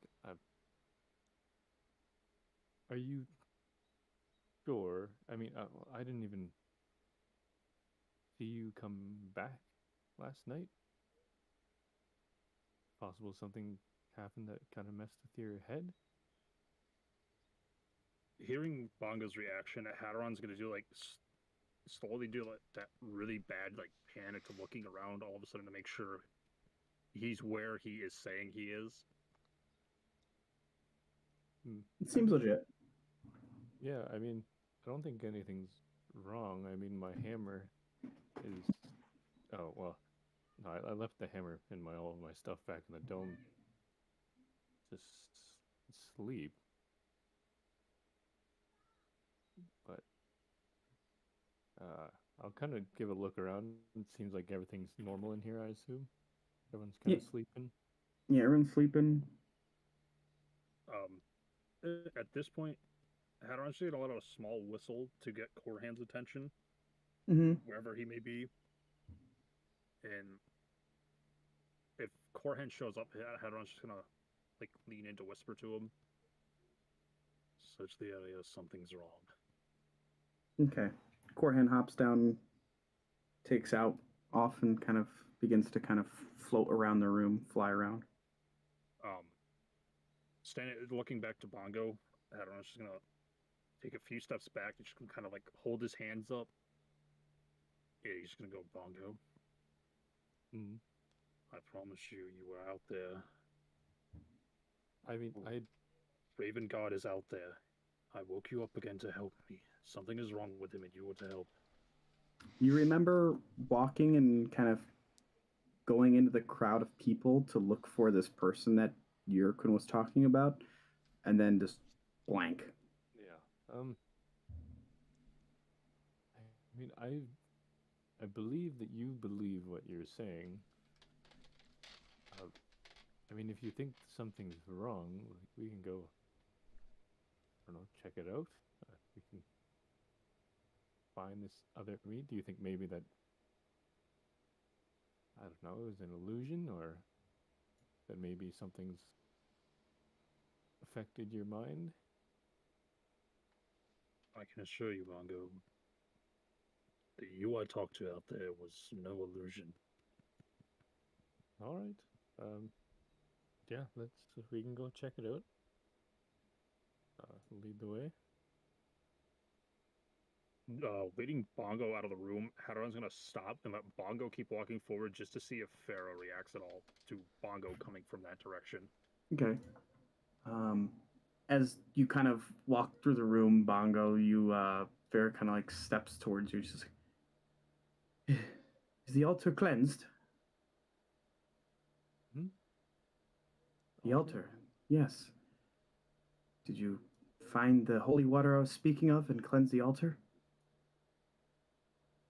I'll just kind of like give a glance over to Hadaron. That's kind of like, what's this lady talking about?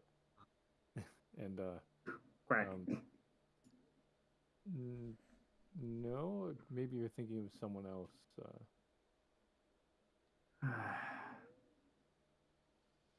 Just had a conversation with you about 5 minutes ago to go upstairs and cleanse the altar of Torm with holy water. Well, Hadaron just woke me up. I guess I fell asleep pretty suddenly back there. I'm so lost. In Seeing, any case, I need someone to go up there and cleanse the altar. I'm gonna sit there. I'm gonna look at Bongo and just go, Bongo, need you to go up there. All right. What am I looking for? What am I cleansing? It, it is weird. I guess maybe. I don't know. Are you able to detect if there's any sort of I don't know, magical charm going on that's making everyone think that they're seeing me somewhere else? I don't think there's any sort of charm, Bongo, because all of us just gave the same story. You're the one who has something going on. And as I finish saying that to him, I'm going to look over to Farah and go, is there anyone that has come in here that you don't recall ever seeing? No, just regular town folk. Some nobles, but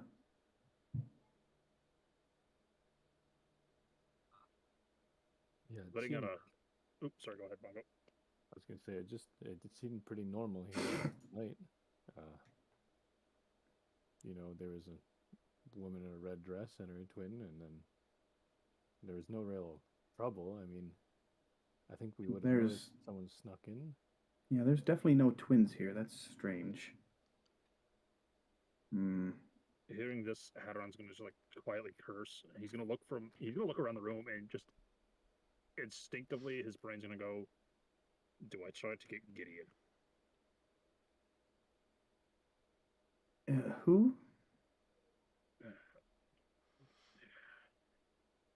Hadaron's just going to like look around the room, clench his fist, and just like, ugh. Bongo, where were these twins? Well, there was just sort of around the room. One was sort of in the middle. One was farther back. I would go into the room, just point me in the direction of where both were. If I see either one of them or both of them, I'll point them out. You do find the woman who had the red dress, the red robes. Yeah. Just kind of sleeping on her side. Yeah, I'll gesture over it, and yeah, that's her. Seeing her, Hadron's gonna let out another whistle to get Koran's attention. He's just gonna, as he comes over, he's just gonna be like, see if there's another woman who looks just like her in this room. If there is, stay next to her. It takes off. A moment passes. Koran comes back, looks at you, and just shakes his head. What do you think this is? I don't know, but whatever it is, I don't feel like it's any good. Yeah, give me one moment. Can I go into the dome and grab my bag and my hammer of warning and stuff that I? Yeah, and you go in there and gear up. Yeah, I'll grab all that stuff. Hadaron, why are you making so loud? Franklin, there's something going on here. I feel like we're in trouble. Can't you see we're trying to rest, man? Why don't you just lay down or something? Hadaron's just gonna like clench his fist, and he's just gonna shut up, listen to Bongo walk into the dome, and he's just gonna focus on the room that he had found Bongo in there sleeping, just to see if somehow he miraculously just poofs in there again.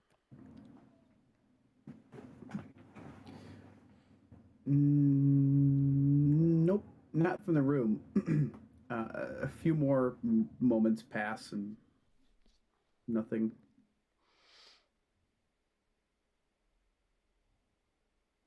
No magic poof.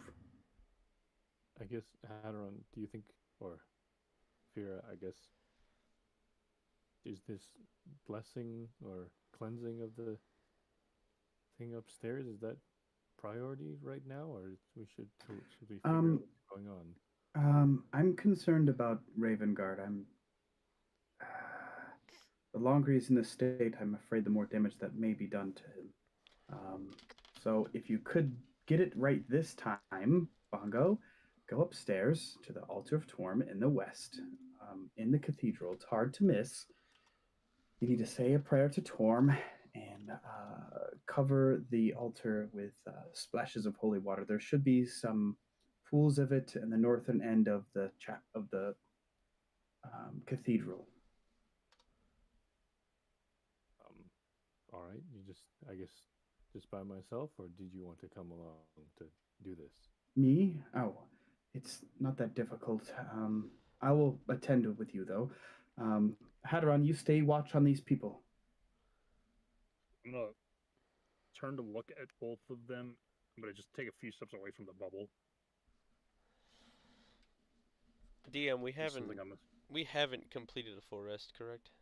No, you're like 3 hours into your sleep Yeah, I figured. out of 8. Yeah. The Hadaron's just gonna step away and look at both of them and just quietly go, I have something I need to do. Anel will watch over them, Colahan will watch over them, and with that, Hadaron's just gonna book it out of this place. Okay. You heading upstairs? I'm going as far, like, I'm gonna leave this entire building and get it far enough away that no matter how much yelling I do, nobody down there's gonna hear it. Okay. So like you're leaving the cathedral? Yes. Okay. Are you Okay. going past us, or before Yeah, we leave? I am Things? absolutely just booking it out of this place after I say what I said. All right. So you dip. Fira is with you, Bongo, and she's like, I'll keep an eye on these folks since Hadaron didn't want to stick around. Can you go? The altar is pretty obvious. Once you come up from down here, just head to the west from the exit of the crypts. All right. And if there's trouble down here, you think you can handle it yourself? I can just yell for your friends. I'll be fine. Okay, that's a good point. Yeah, they should hopefully wake up. Needed. But yeah, and I'll head upstairs. So you head upstairs and you see you head west and you see the big visage of Torm, and there's like a very very well kept altar that has like these darkened type veins that kind of approach on the chapel itself holds a desecrated altar with a this decidedly fiendish air. At one point, this was dedicated to Torm. The altar's features have been defaced with blood, ichor, and torn strips of flesh lashed together with sinew and intestines. It looks rough. To the north, you can see there's almost like a stone, what looks to be like a bird bath, which is probably what she's referring to about the pools of holy water. All right. Yeah, I'll go over there, and I think I remember from when we were on that very like the shopping kind of session that we had. I bought an extra water skin. So I'll dump one of those out. Yep. And then fill that up with holy water, presumably. Okay. in the bird bath. We'll thing. say, your water skin would probably hold like 5 flasks worth of holy water. It's a rather large water skin Mhm, compared to what you would purchase as like a flask of holy water. mhm. And yeah, with that filled up pretty well, I'll go over to the altar and start. I'll probably empty like all of the water. Okay. You kind of Yeah, splash it all around. yeah.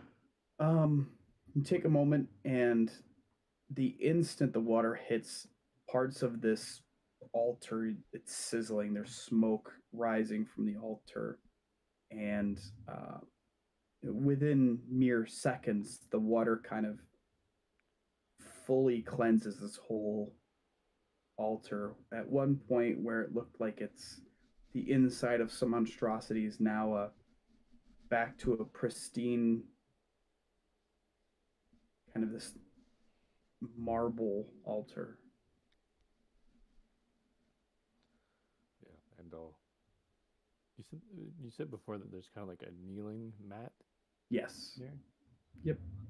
I'll after kind of cleaning it off, I'll kneel down and just close my eyes and say, "Form, we have an attachment. I believe that while I no longer remember, I believe is still there. Uh, in whatever capacity you can, please strengthen this place and hopefully gain strength in it yourself." Make a religion check with advantage.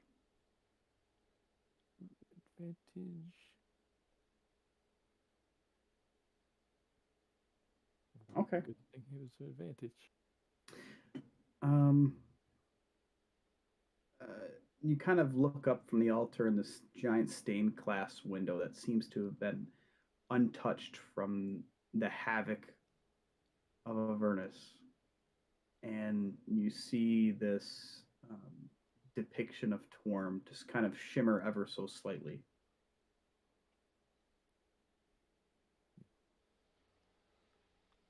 I'll probably take a deep breath and stand back up and probably wait there a few moments to see if something changes before getting ready to head back down. Okay. Hadaron, you still outside the cathedrals doing your thing?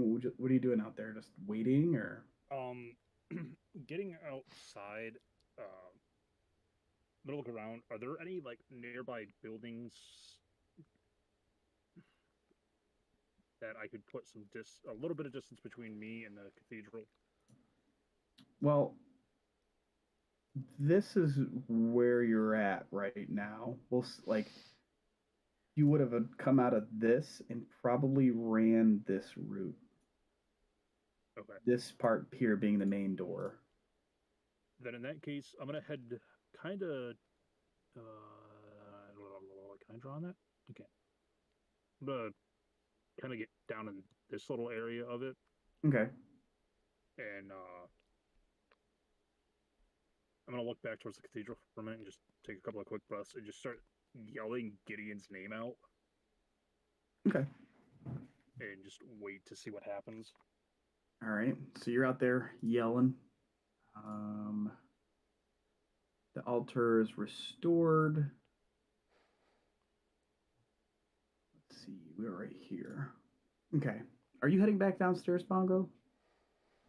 Yeah, I think that's all that she asked me to do. Yes. Yep. So, Quinn, you're kind of not getting any rest at this point. You've been coughing and not able to kind of rest at all.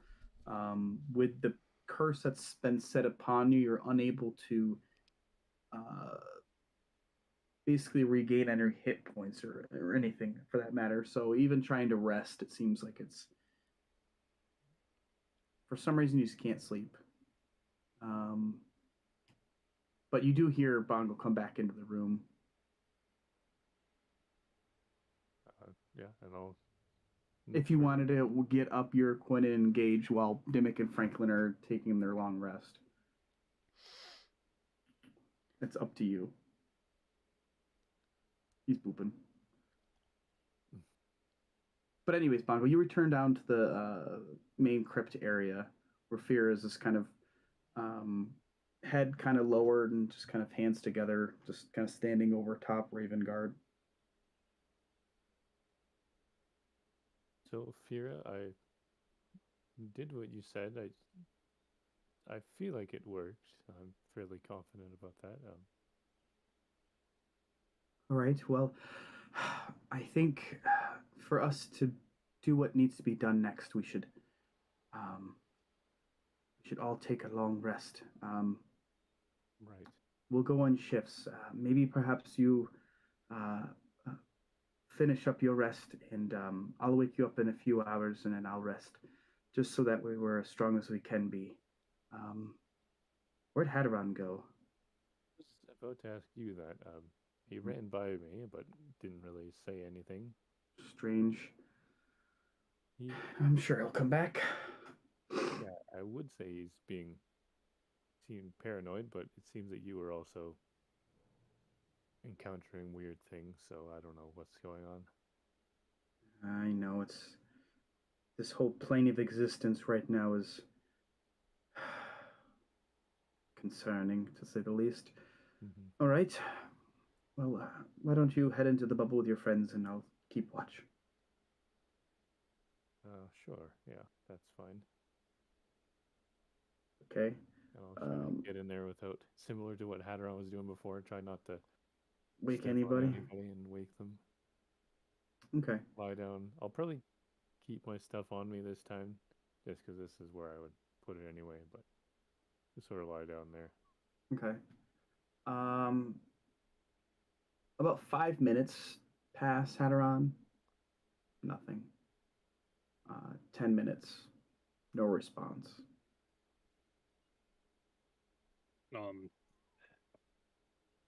Kind of feeling like I'm getting no answer. Hadaron's just gonna kind of like drop his hands to his side and just kind of like hang his head. And slowly turn to start walking back towards the cathedral. And as he's walking back, he's just kind of like quietly to himself. Thought you were the one I could trust. You were the one I could turn to. And just slowly start heading back into the cathedral. On your way back in, make a perception check.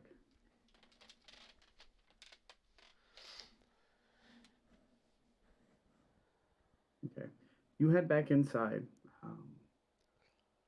Are you heading back down into the main crypt where everyone is? I'm gonna. Hadaron's just gonna kind of like chill on the stairway that leads down into the crypt that we took when we first went down there. Okay. And he's just gonna kind of like, because that was the pillar that, like a spiral staircase that went down, right? Yes. Yep. He's just gonna kind of like sit down on the top step, like put his back against the pillar, and just kind of like stretch out. And he's just gonna sit there quietly to himself. Are you gonna go into like your elf trance? Or are you just chilling?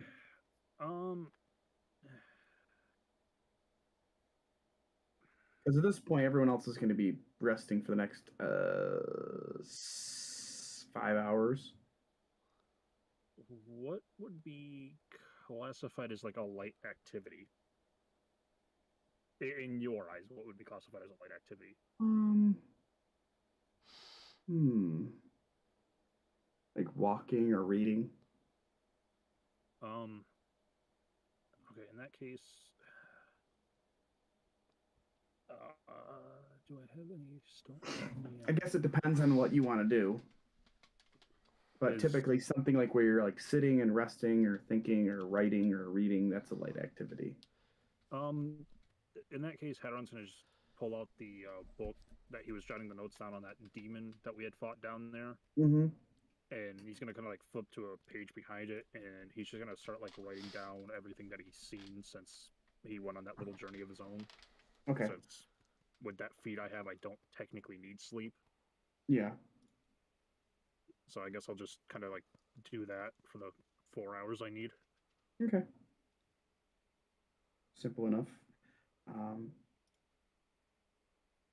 while you guys are resting and just taking some time to yourself, um, it's interrupted intermittently by the cracks of thunder that come off the companion, the black moon kind of floating in the sky. It's like this black hole that's just emitting this energy. But eventually, you guys, after a few hours of just resting and stuff, awake about 5 hours later. Time's hard to discern in this plane of existence since there's really no sun or anything like that. It's just this constant fire that's ablaze.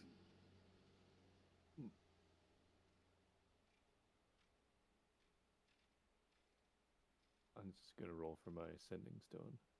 Ooh, good call.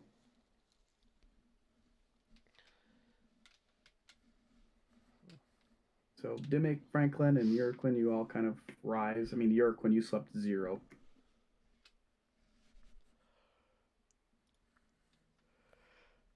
Oh man. Ugh. I needed that. You Morning. you smell different when you're awake. I don't know how. That's such a weird thing to hear right in the start of the day. Yeah, well, I've seen weirder. Franklin says as he's butt ass naked. Hmm. This might be a crime. There's children here. Yeah, they can't see in the bubble though. It's fine. It still feels weird. But Yeah, we can see them, right? I don't think that's okay. Uh, how did you all sleep well? I couldn't tell it. Well, it sort of seemed like you woke up a little bit, Franklin, when Hadaron and I were up doing. well, yeah. Uh, Getting slapped in the chest will do that to you. Slapped? Oh, Yeah, yeah, yeah. You're damn right. Deserve that whack. Yeah, that was funny as shit. Not even gonna lie about it. I don't think I was awake yet for that. Oh, Whatever happened. you should have seen it. Hadaron came in, slapped me and Dimmick, and Dimmick shot up like a bat out of hell and just gave him a good whack right in the back of the head with his staff. I think maybe Hadaron wasn't feeling that well last night, because he was weird when he woke me up as well. Like I was over at we're in the back of the room past all the people, and he was trying to look under my helmet, and Yeah. yeah, Well, I mean, but, I don't think I hit him that hard. Maybe I did. I don't know. well, I guess it wasn't just him; it's Peter as well. Yeah, I feel like maybe the plane, this nine hells, is just getting to people. Maybe I'm not too sure. this is. I did go and cleanse a altar upstairs Oh, earlier. that's pretty cool. Yeah, I'm not Oh, wait, totally wait, sure out of my way. Hmm. I'm gonna flip through my book real quick. Um, I'm gonna like search and do like old people like mumbles.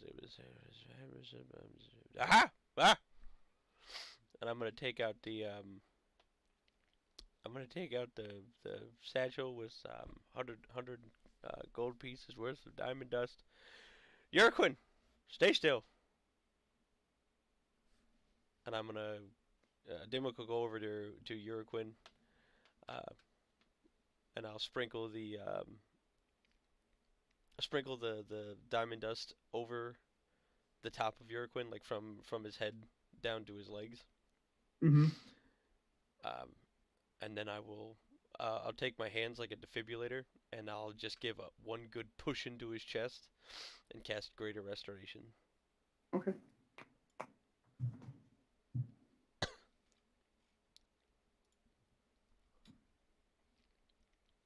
Let's see. If you're giving me a purple nurple again, Shut up! We'll have to This decline. in the middle of you talking is when I give that fucking push. Okay.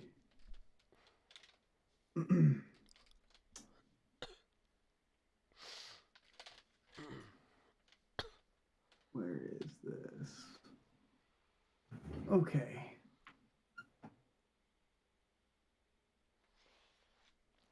You kind of press into his chest and like you cough up all of this dust, like more than you think is possible, Uraquin. And in the process, like part of the scales inside of your face kind of flake off with it. Just like overnight, it is like decayed and just literally just dead skin and scales. So like part of your face is like just a fresh open wound at this point, but from your position, it looks like the curse has been lifted. Got it. All right, get it out. Get it out. There you go. There you go. All right. And then at the last moment, he coughs more time, and this tiny, like golden scarab kind of comes out and flies off. I'm gonna attempt to hit it with a sacred flame. Okay. real- Yeah, make it. It's a regular sacred flame attack. That's fine. I think they have to make a saving throw. Roll a d20. Dimmick, just straight. Ooh. As it's kind of just getting out of the room and going to turn to go up, you just blast it with a sacred flame. And just see like that anime thing where it's this bright flame, and then that black silhouette in the middle just disintegrates. Sorry, my bad. And everyone's like, "What's going on?" Every, Daddy, what was that? I don't everything's know. everything's fine. Everything's fine. I took care of a problem. That's it. Everything's good. Back to how you were. Well, Dimmick, I guess you have proven yourself for today. Well, almost. Let me see here. I'm I will feel better. I'm gonna pat him on the back and let me see here. Where is it? Let's see. Cure wounds. I'll pat him on the back and I'll give him one good whack, and I'll cast cure wounds at level 4. Excuse me. Level burp. Level burp. Yep. That is 4d8 plus 8. Nice. Oh yeah, and how's it?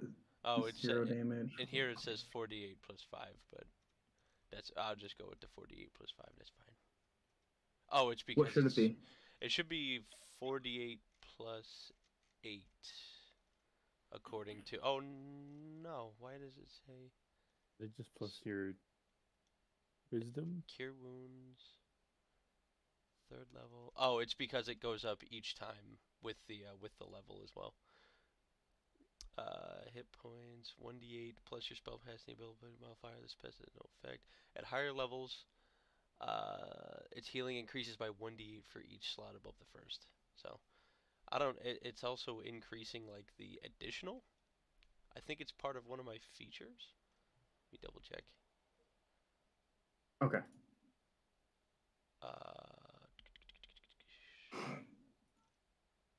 While he's looking at that, do I get? I know I don't get the healing from the long rest, but do I regain my spell slots or anything? Or Oh yeah, everything else resets. You just don't heal. okay, all right. I just wanted to check.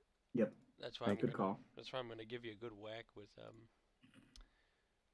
cure wounds, because you still look a little rough. But I'm I trying. told you I was fine. Well, sucks to suck. Where is it? I'm just gonna do the 4d8. I don't know what you mean. I got some sick loot. Oh wait, hold on. I gotta target you, don't I? Combat. Did you see what you got? Quinn? I remember the one thing. I'm trying to remember what the other thing was. Oh, I remember the other thing was. Yeah, I looked at them. Okay. Uh, I know I've seen that. I was like, oh shit. I was like, all right. Don't uh, you have to attune? Yeah, it's pretty Secret, cool. secret European loot. Epidemic. There we go. Yeah. He paid the price. Trust me. Well, that random lady paid the price. I just do a little damage. That's all. 22 points. Oh shit. Oh, Nice. There you go. How's Oh, your plus another 3, right? I don't know. We'll just Is stick with that the 5. question? Is that what it says in Beyond? It is what it says in Beyond. For each Then level. we're Okay. adding the 3 on it. Yep. Okay. Yeah. For every level higher than level 1, like it goes 1d8 plus 5 cure wounds right at level 1. Second level it goes 2d8 plus 6, then 3d8 plus 7, so on and so forth. There's definitely ability you have in here. I believe it's Is it the? you have something called Disciple of Life? I do have Disciple of Life. When you use a spell that restores hit points, the creature gains additional hit points plus equal to the 2 spell's plus the level. spell's level. That's why. Which that's makes pretty sense. dope. It just happens to also be the upcast level that you did it at. Yeah. That's Sweet. pretty wild. So you get, Awesome. I guess, it's 25. 25. 25 That's total. pretty good. That's I mean, it's pretty level good. 4, but still really good. Yeah. Um, Ooh. you're Quinn. You're feeling a bit better. I'm just gonna like stretch out a little bit, crack my neck, just like, ooh, what a way to start the day. You guys awake, and Bongo is outside of the bubble watching over Raven Guard as Bongo in the middle of the night, Fear had swapped with you. So she can get some rest too. Gotcha. Oh, do I see Hadaron around? Hadaron is not down there. He is not downstairs. Yes. Hadaron, you did hear and see a flash of light down the stairs from the Sacred Flame. Seeing it, Hadaron's just gonna kind of like look at it, and just turn back away from it. Is Fira awake or is she still resting? She's awake now. Fira, did you see Hadaron come back? I didn't see him when I was looking out. No, when you were sleeping, he never came back. I just assumed perhaps he was keeping watch up above.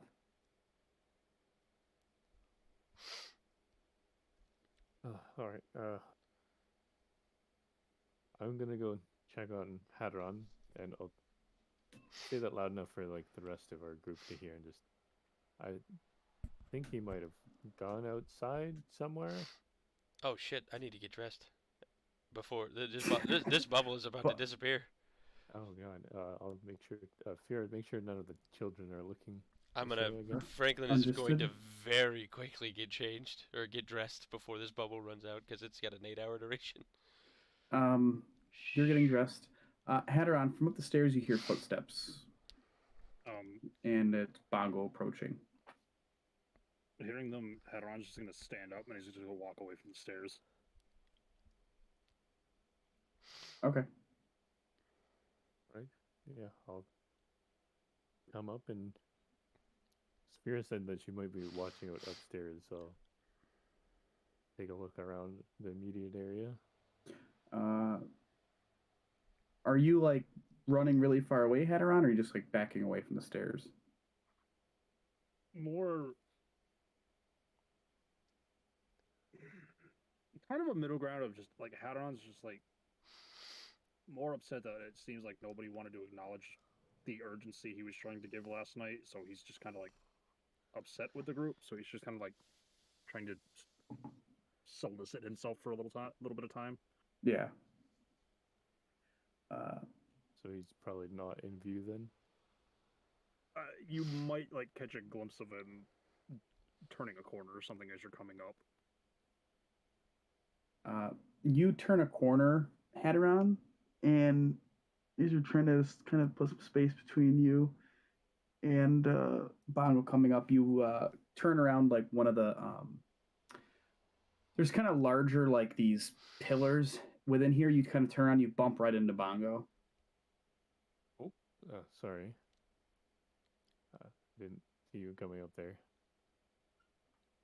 I'm like running headlong into Bongo. Hadaron's gonna like bump his head and he's gonna like step back, eyes closed for a second, and he's just gonna be like, I'm just gonna look up at Bongo.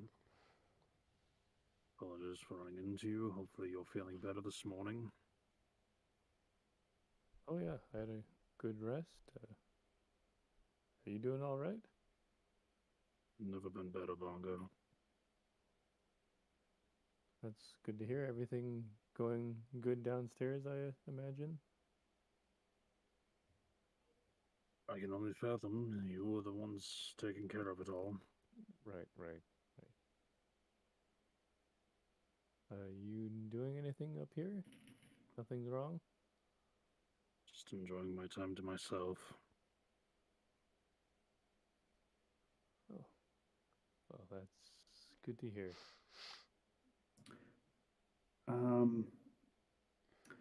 You see Hadaron. Bongo puts a hand on your shoulder and looks you in the eyes, and you blink, and his form starts to shift and change, and suddenly you're looking at a mirror image of yourself. And now, Bongo, you come up and you see Hadaron about 50 feet away from you, standing there talking to somebody on the other side of a pillar. Hadaron, are you everything all right? Vera said you might be keeping watch up here. Which one? Which one does he see more of? Does he see like Mimi or Doppelganger Mimi? It's pronounced meme, but Alright, screw you. I'm taking my damage and going home.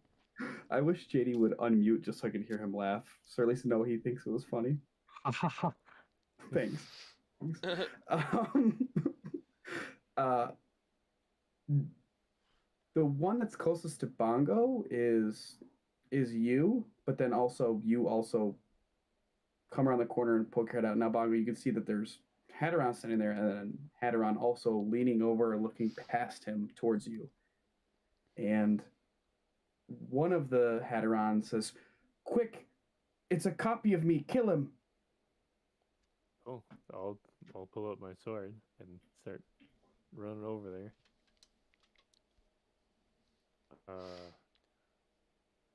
Which one of them said it?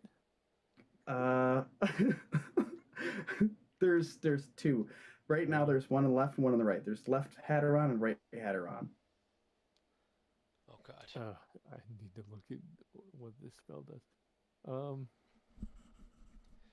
Okay, I'm going to cast Hold Person on one of them. I'm just gonna do a coin flip here. Okay. Okay, the one on the right, I'm gonna cast Hold Person on, and I'm gonna try to grapple the other one. Which one did you cast it on? The right one. Okay. So it's a DC 15 Constitution Wisdom. DC 15 Wisdom save. No effect. Like they resisted it? Or it seemed to have had no effect. Okay. So as I'm running up and I cast that, I'm gonna kind of You realize that normally when you cast on people, you can see your magic try to take hold, but sometimes people can shrug it off and sometimes people don't. This does nothing.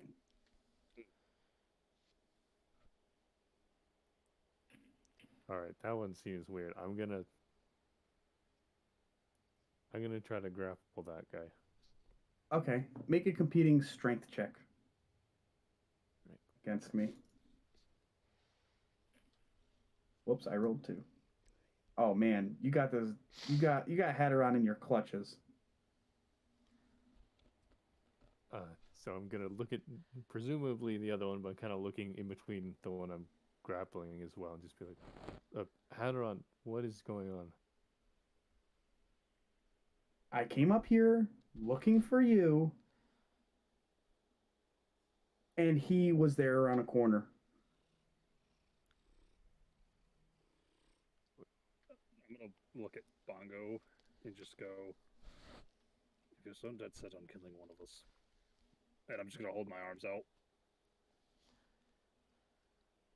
That's not me. I have self-preservation, Bongo. You know this. I don't know if that's true. Why would you come upstairs Let looking for me? let go of me and kill that thing. But it sounds like Hadaron, not my voice. Yeah, I got that. Seeing this, Hadaron's just gonna fold his arms across his chest and go, "Do you really want to decide who's the real one or not, Bongo?" I mean, I prefer that. I'm gonna just look at the one Bongo's holding and go, "Where's your weapon?" It's I left it downstairs in the bubble. Without saying anything, Hadaron's just gonna walk over, turning his back to this thing. He's just gonna snap, and the handle's gonna materialize in his hand, and the blade's gonna be wrapped around this thing's neck. That's cute because I never leave home without it. So I suggest you either start talking, or either I separate your head from your shoulders, or my giant metal friend here crushes you in half. Bongo, don't let him kill me. I think it's fairly obvious that you are not who you seem to imply that you are. I know. Isn't it weird that he would stand there impersonating me? As this thing's talking, I'm just gonna let us the typical whistle set that I do for Korhan, Mm-hmm. and have Korhan just come up, and I want to see how Korhan reacts. Korhan immediately goes towards the one that you have in your clutches, Bongo.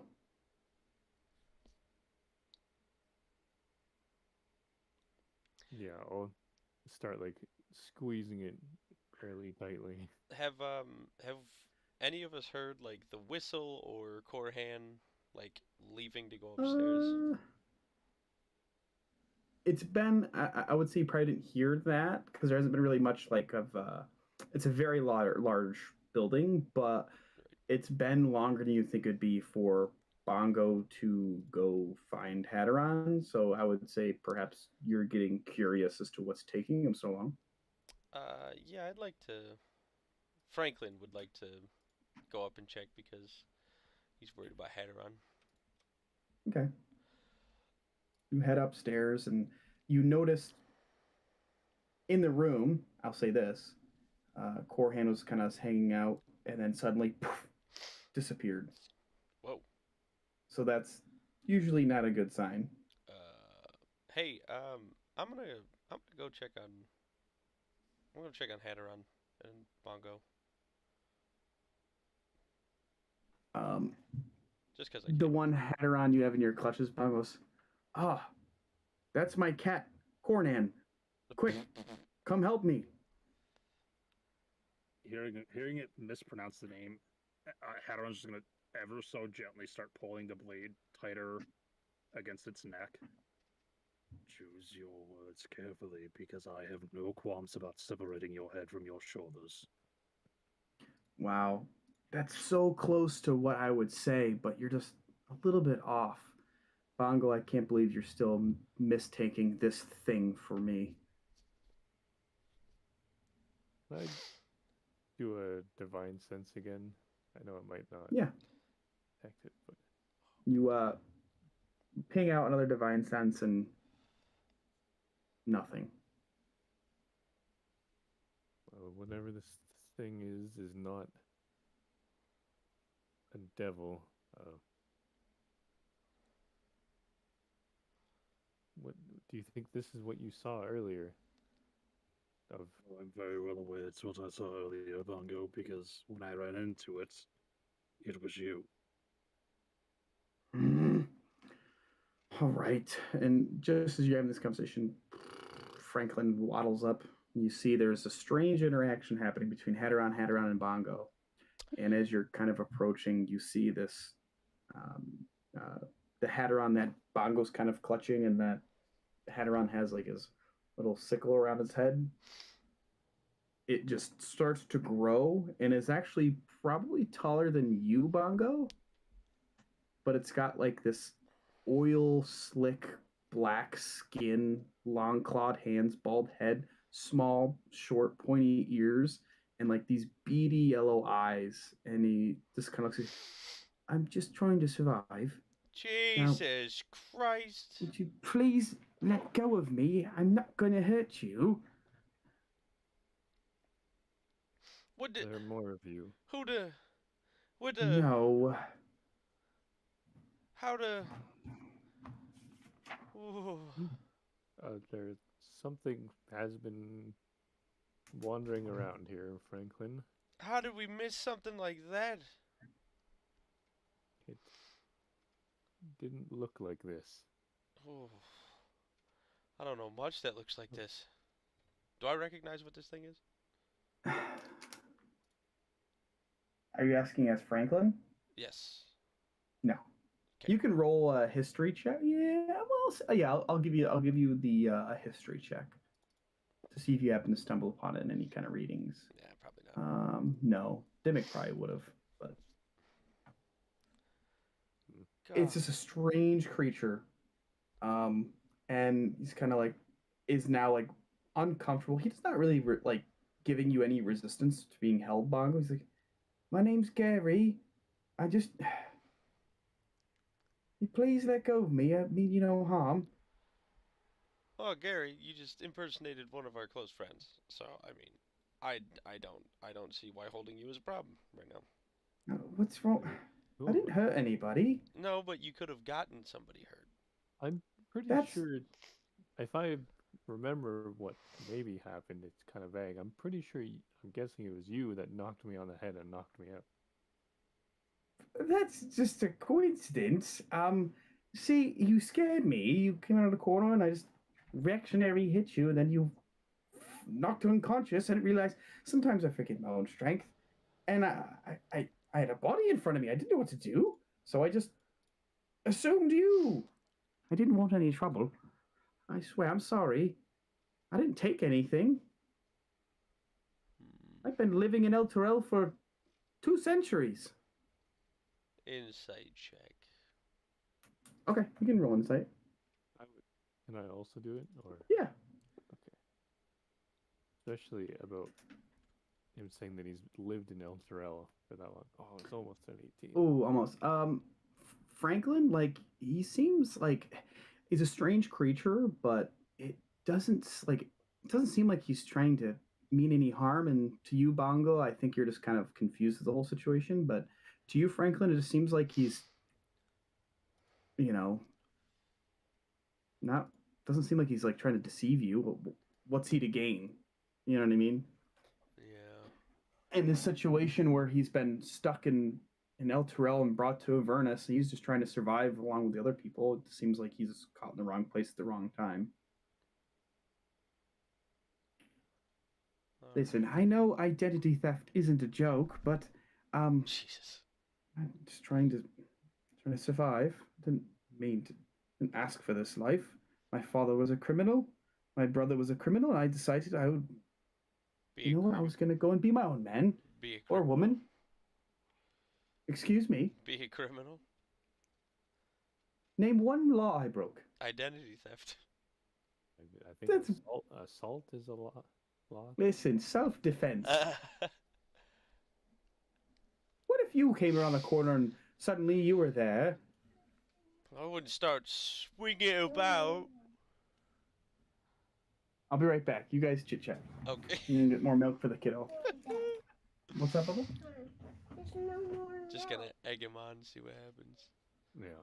Homies, I still have this 1 pound red egg in my inventory. What? What? 1 pound red egg? Yes. From where? From a dragon. Oh. I just have a dragon egg just chilling in my inventory. Let me see if I have any weird stuff in mine. I have a troll bone. Oh, dude, I have a thing that I was gonna try to prank Urquin with still in here. Ooh. Yeah, no, it was funny. Tim messaged me a while ago in the session. And he's like, "Hey, your doppelganger thing." What? Earlier, Yeah? when I was going upstairs Yeah? talking to Hadaron, and then I wasn't there anymore. Yeah. Yeah, Yeah. Yeah. Yeah. I don't know why we're... What? I just have this... What else do I have in here? I got a cask of wine. Just a straight up thing of wine in here. Oh, guys, I really don't want any trouble. I'm just here. I've known these people for years. I don't want to get hurt. Can they... I mean, can they vouch for you? Nobody really knows me. No one ever really takes the time to get to know Gary. Because nobody knows Gary's Gary. so He have you kind of been hangs his head. pretending to be someone different this whole time? Depends on what the day is. Jesus, Gary. Depends on what's going on. I mean, sometimes I wake up and I decide I'd like to be, I don't know, a noble woman and go out in the town and have people swoon over me. And other days I just want to look like a homeless person and not be bothered. Um, but I promise I don't really mean any harm. I might be helpful. And you said 200 years in El Terrell? Roughly. A So long time. before the city became here, then, for sure. Yes, it was quite frightening. I was hanging out there, just doing my own thing, doing some shopping, and looked at this really nice bouquet of flowers, and suddenly we're being torn asunder, and the sky turns black. There's this black old fucking orb in the sky, and there's lightning everywhere. It was scary. So I ran, I hid. It's been a long few months here trying to figure out what's going on and how to stop it, but here we are, just fucking hiding in a hole, waiting for, I guess, nobody to save us. Oh. Kind of sad. Bongo, let him go. Oh, right. Yeah, I'll kind of release my grip on him. Oh, thank you. You have some problems, don't you, Pongo? Yes, I seen it in your head. The internal struggle was real. Anyways, what can I do to help? It seems like you guys got something going on, and anything I could do to help, or else I could just turn into a little girl and I could leave you guys alone. But I don't really know, actually. Well, Oh, you know what? I think you could help. You said that when you assimilated as Bongo, you were able to get into his head, yeah? well, I can read your surface mind thoughts now, but I do my best to not pry into people. Do you I could think read your mind. You're thinking of the color 4. this guy's good? Do you think you could do that with someone else? Quite, yes. I think maybe someone who's kind of not all in the right headspace right now. easily. The less aware they are of their mental state, the easier it is for me to delve in there. I have an idea. Oh, yeah. Look at Hadaron and just be like, well, do you think? Oh shit! I don't know any of what's going on with what's his face. Yeah, Forget I said yeah, I anything. know you don't. But I'm thinking the same thing. I'm so So, sorry. Yeah, I wasn't explained anything. do you think You were just maybe- looking to get into Dimmick's head. Like Yeah. Franklin's so suspicious. He's Like, like, you need to get into his head. I have an idea. Hadaron, do you think maybe this would be beneficial with Raven Guard? Damn it. Oh yeah, Raven Guard. Oh Hadaron's just no, Oh, go ahead. they got Raven Guard. I seen you come back. Pretty cool. Wait, we got Need help? Oh, you said yeah. You told me last night when you smacked me in the chest. Hadaron's just gonna snap his fingers, and the sight's gonna disappear, and he's just gonna walk away. Hadaron, I didn't. Oh No, he's mad at me. no, I think he's mad at me. He's much better looking than I made him look, and I think he's upset about that. Walking away, Hadaron's just like, I still hear you. I'm sorry. So he's gonna keep walking. Listen, Getting the nose right is tough. while I may agree with you, I don't think that's the reason he's upset. I'm barely certain. He's gorgeous, really. Anyways. You're telling me. I'll just wolf whistle at Hadaron as he walks away. No acknowledgement, just gone. That's right. Love to watch him leave. Hell yes. Yeah, but so what are we doing? They had a better idea than me, so I mean, Yeah, well, Raven Guard I sounds really good. Why? Wait, what's wrong with Raven Guard? I don't know too much. He's kind of has like this issue with a helmet. I didn't really interact with him personally. Hadaron just brought him back with Anel. Is it the same issue that you have with a helmet? I don't have an issue with the helmet. You sure about that? Gary looks, he's like, you do have an issue with the helmet. See? Emphasis on the helm part. Oh, that's okay. Wow, Well, that's very cute. now we have a problem. You ever heard of no witnesses? Wait a minute. Oh no. I pull out my bag of beans. What? Bag of beans. Yeah. Yes, I guess he should be still downstairs with Fira. Well, I can't go down there looking like this. I'm going to. I mean, He snaps his fingers and he kind of slowly shrinks a little bit in size, and he just turns into like this older looking elven man. He's like, all right, well, this way people aren't frightened by my appearance. right. Is That's there a anyone neat trick. down there that looks like that? No, this guy died. Oh, all right. Not by me. Not by me, mind you. I I think he guess was I would. eaten, I believe. Slowly puts away a bag of beans. That's a very odd way to die. Being eaten. You haven't been here long enough if you haven't seen somebody be eaten. We don't really want to be here That, long or you've enough been to- really lucky. Well, hopefully we're not here long enough to see that. Well, it's already been about a month and a half now, so unless you got some sort of way out of here, you'll be here for a while. Where? You guys do what you need to. I have something I want to try out. I would like to Well, exit the cathedral. okay.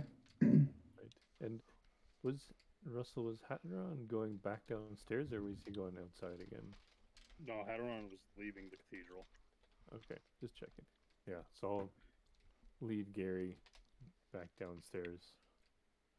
So, anyways, I told this girl you can't eat apples and oranges at the same time. The flavors don't go together. But then she's like, fruit salad. I didn't really agree with it. What do you think, Pongo? Jesus. I don't know if I really have an opinion. Who is this again? This is Gary. Nice to meet you. Oh, no, anyway, maybe we should keep focused on getting Very ready well. to get into Ravengard's head. I guess I don't know Sure, how taxing it is for you. sure, sure. Easy. It's not bad. I've been doing it for a long time. Do you do you need to transform into the person to be able to get in No. their head? Okay. Nope, I can just read people's thoughts. Oh, well, that's a little disconcerting, but also probably a bit more convenient. Yeah, Get attention for this scenario. you've been alive as long as I am. There's not anything you haven't heard before. Right. You get kind of bored of reading people's thoughts unless a situation calls for it. So don't worry. All right. Um, yeah, head downstairs. I don't. Do I know where Fiora left Ravengard? Yeah, it's kind of like on the central kind of like stone table almost, like a presenting area for like a body or something like that, where she is placed Ravengard on. And Yorquin's there too, just kind of like in the space. Oh, are you feeling pretty good now, Yurikun? If by now you meant the whole time, yeah? Oh, okay. Well, we have a new friend. I'm Gary. Yeah, that's Gary. That's Ooh, sorry to wonderful. hear about your sister, Yorquin. Oh, see, there I Oh, go again. I I, probably shouldn't. Okay. I Where's don't like whatever that is. where is um I'm just an elf. Leave me alone. You got something against elves? Well, sometimes, yeah. Hmm. All right, understandable. There's Ravengard. Right. Do you think you could look in to see maybe whatever happened leading up to this helmet Hmm. acting the way it is? Again, how do I didn't get that much information passed on to me. I was just told to cleanse a altar upstairs, and I did that.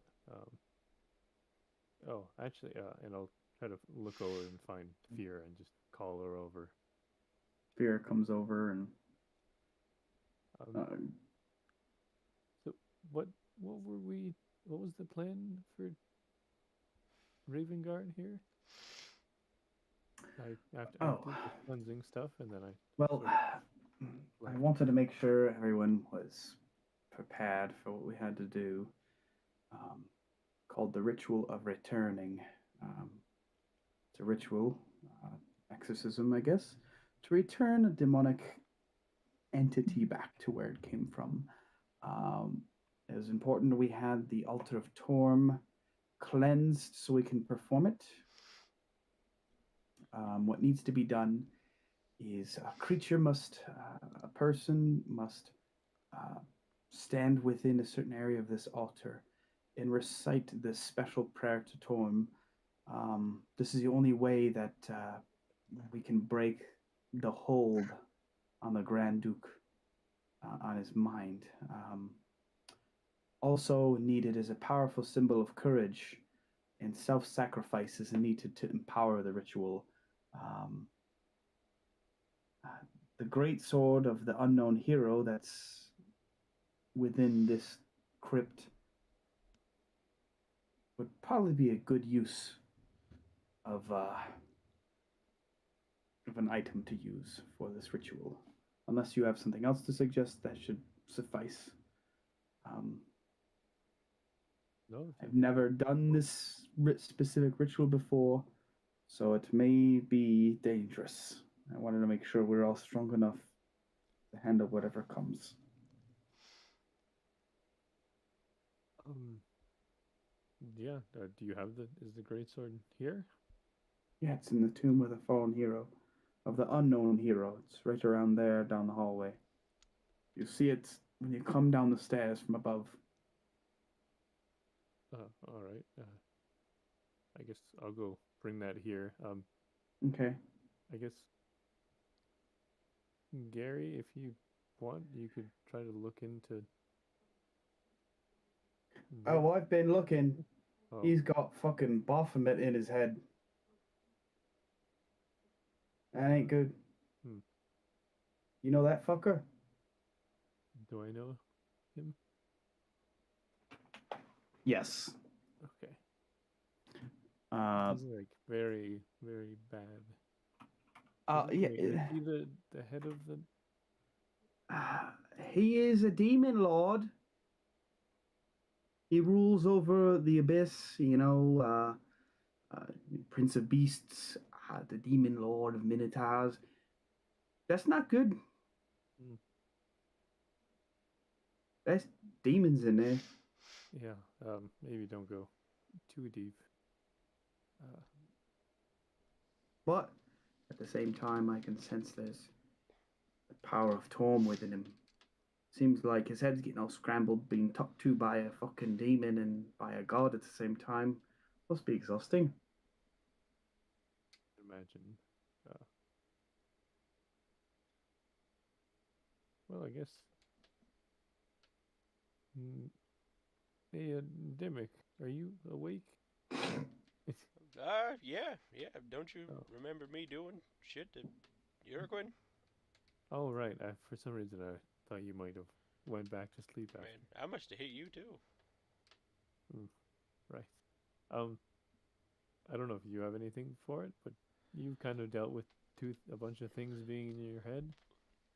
I have. So I don't know if you have anything to help our Raven Guard here, but I'm just gonna go head out to grab a sword really quick and come back. Well, Uh. I don't, I don't. I guess, Spirit, do you want to fill in, Dimmick, on what's going on? Sure, I can do that. I guess I also don't really know what's going on, but that's fine. I'll go. Spends the time kind of getting Dimmick caught up what's going on. Hadaron, you exited the cathedral, and a few moments after, so does Franklin. Hadaron, what up?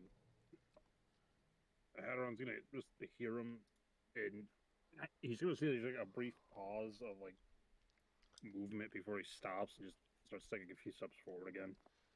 Damn it! Would you wait? Hadaron's finally just gonna stop, and he's just stand there with his arms crossed in front of his chest. I wanted to show you something.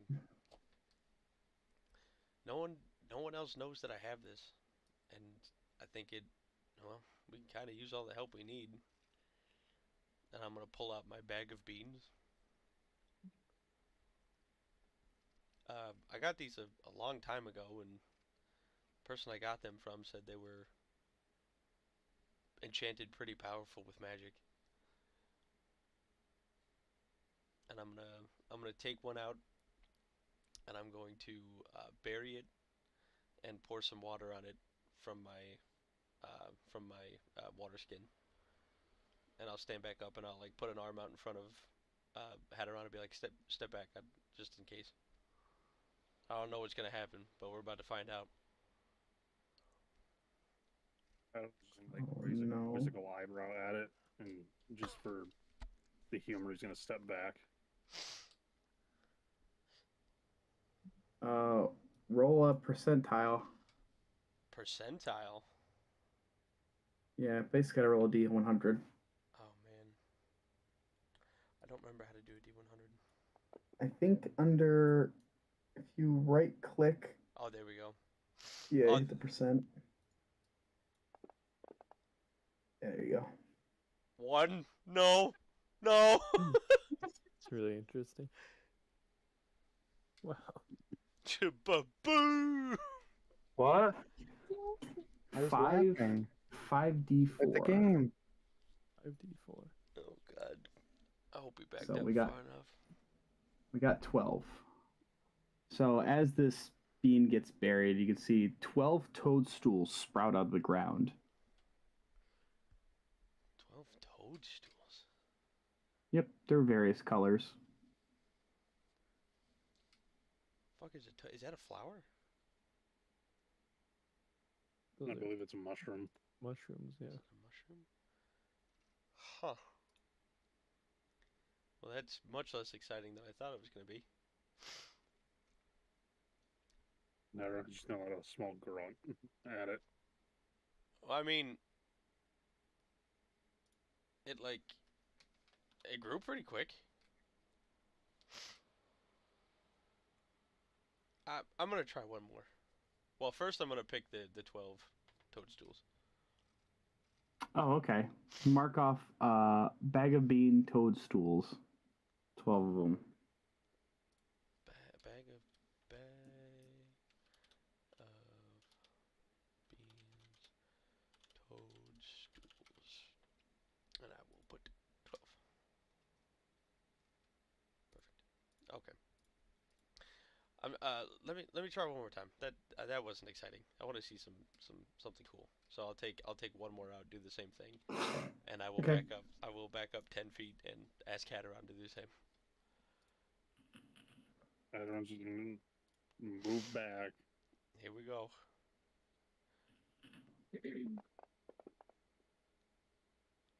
Oh, One Are you kidding me? That luck is absolutely insane. Are you kidding me? What are the odds you roll a 1 and then immediately roll a 100? This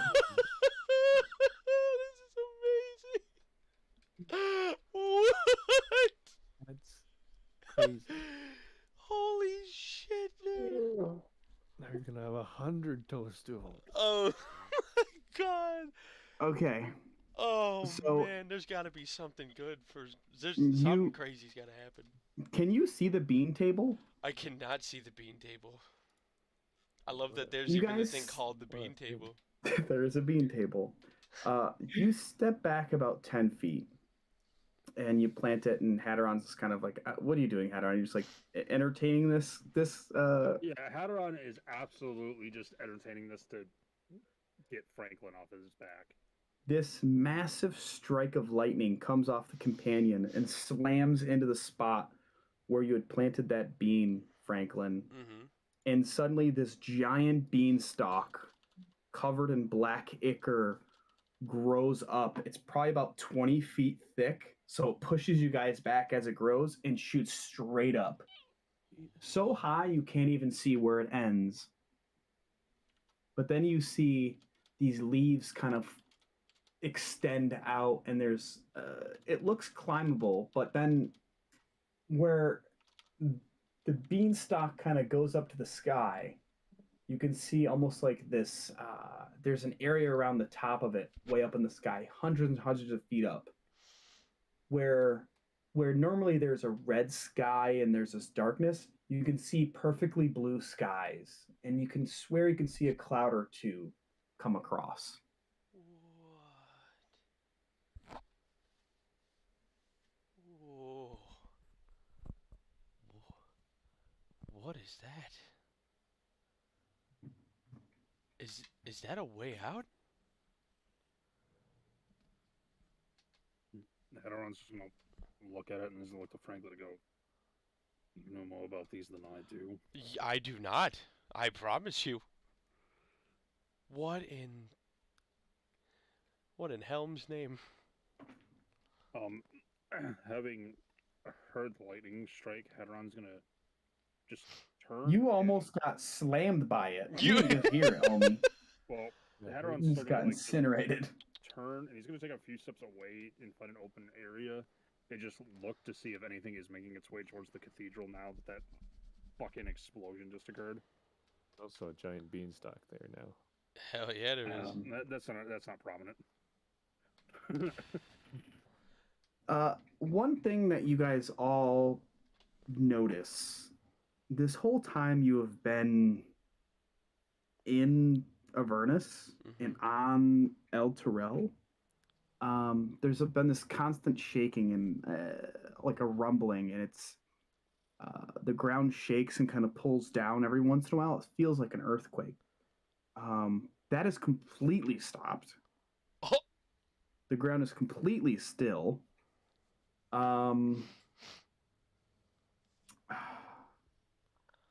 Make a perception check, Hadaron.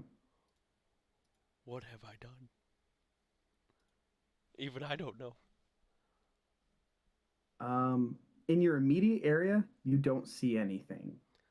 Out in the distance, even normally, there's like winged creatures that fly about and off in the distance in different areas. They don't really pay mind, but you see some are starting to kind of swirl around the top where the beanstalk enters this other plane of existence. We've got to see what's up there. It's about 300 feet up. 300. How long will it take me to climb? What's your climb speed? It's half your movement speed unless you have like climbing gear. I do not. So it'd be 15 feet would be my climb speed. Yeah. So that's gonna take me. So 15 feet every 6 seconds to 300 feet. Wouldn't take me too long. Be 20 times 6, 100. Because you So, divide 15 feet by 300 Right. and 20 times. And 20 times. And then So it's gonna take me. What is about that? 2 minutes. 2 minutes. Yeah, something like that. That I don't know. What do you guys think? Like that's weird. Doing the math on that, you're telling like I don't think I could. Or no, 20 seconds. No, 2 minutes. It would take you 2 minutes. There's no way I would be able to climb 300 feet in 2 minutes. No way. Well, In real life, no way. Franklin's gonna try to do it. He's gonna climb. No I feel like way. That would be like sprinting. That's speed, craziness. Yeah. running up the side of it. Freaking Dragon Ball level shit. Just If I were a monk, you're gonna climb this? I'm gonna climb it. I want to see what's at the Okay. top. I see. Okay. I see blue sky and but whatever blue sky is. Blue sky. I see blue sky Yeah, And- Blue's up there, and he's got to go check it out. and a cloud. I gotta go see what this is. 100%. I just accidentally summoned a beanstalk. So. Don't forget about the mushrooms. Oh yes, my Yeah. 12 toadstools. You got your shrooms too, yeah. Got some shrooms. Hell yeah, dude. Okay. So you're on your way walking up. What are you doing, Hatter? Are you just like chilling here watching this happen? Yep, Hadaron has no intentions of climbing that damn thing. Oh come on, Hadaron. It's not that bad. What's worse than being in hell? Let me guess. Being in hell, you. I don't know, being dead in hell. Get your ass up here.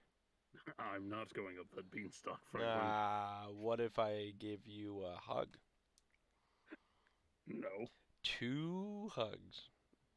You can sit here and try to sweet talk me all you want. I am not climbing that beanstalk. What if tonight I sleep with pants on? I don't need to sleep anymore, Franklin. That has no effect on me. All right. I'm gonna be all alone.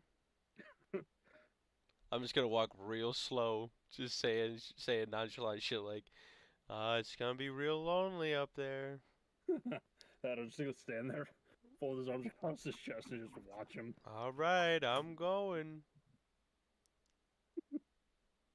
I'm Ever so going slowly, real Franklin's just gonna watch. slow.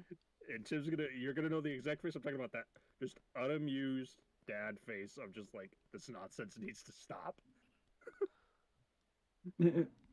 I'm taking a step. Here's another one. He's gone. Better hurry up. Yeah, when he's out of sight, I'm just gonna go. Okay. You're still going up? Oh hell yeah! What you doing, buddy? Oh, I stink. Give me scritch. Whoa. Give me scritch. Okay. You're heading on up. I'm heading on up. Is this thing? I'm sorry. Did you say this thing went into the what's it called? The companion? The companion, or did it go like No. up along the side of it? It's like it's near it. It's near it. Okay, Kind of the side, yeah. that's fine. Okay, yes, I'm gonna Yeah. moving on up, homie. Ba-da-da-boom. Okay. You're on your way up. Sure am. A few moments pass and Hadaron's just watching you try to climb this. Make an acrobatic check to make sure you're able to kind of find good footing and see how long it's going to take you to climb this. Okay, not bad. Not a failure. That's cool.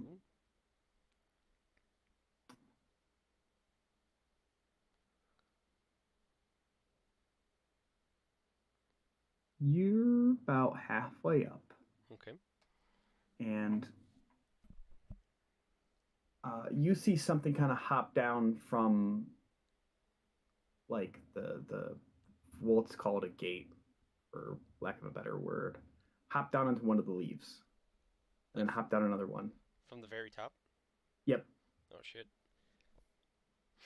And yep, go on. I'm just gonna be a little more cautious going up. Okay. And it's like this. It's definitely a humanoid of some sort, but they've got like a lot of like green. You just like it almost looks like a bug, kind of hopping. And then eventually it stops moving, and eventually you're about 20 feet away from the last leaf you saw this thing move to.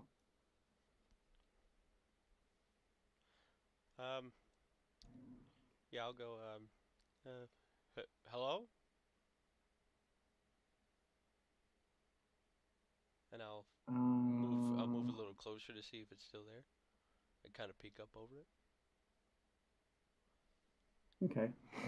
You see this younger looking elven person.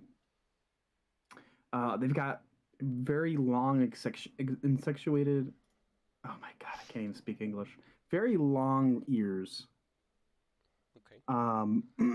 Longer than any elven person that you've seen.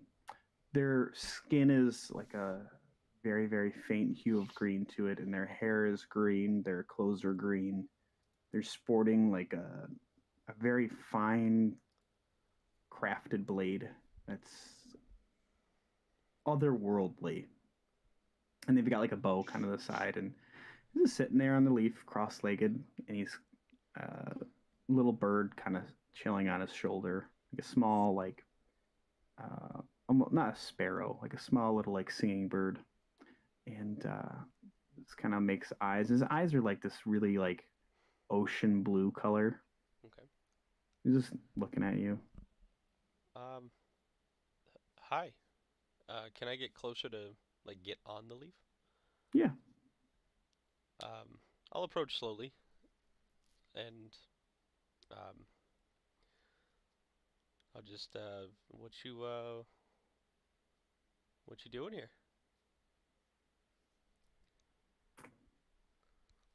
Waiting for a show. Waiting for a show? What do you mean? What's your name? I'm Franklin. What's your name?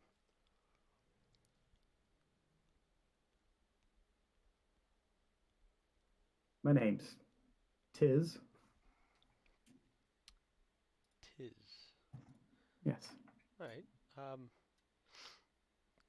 Tiz, can you tell me where this beanstalk leads to? I just found it. And where are you from? My home in the forest. In the forest. Mhm. Is that a forest near like Baldur's Gate or?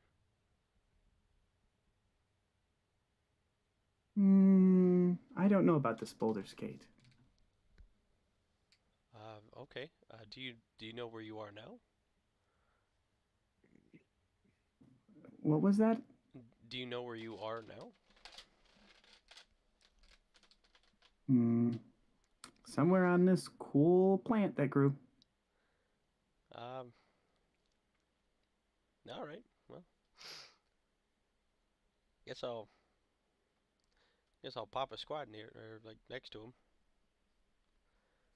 Ooh, can I have your name again? Franklin. And you're Tiz. Hmm.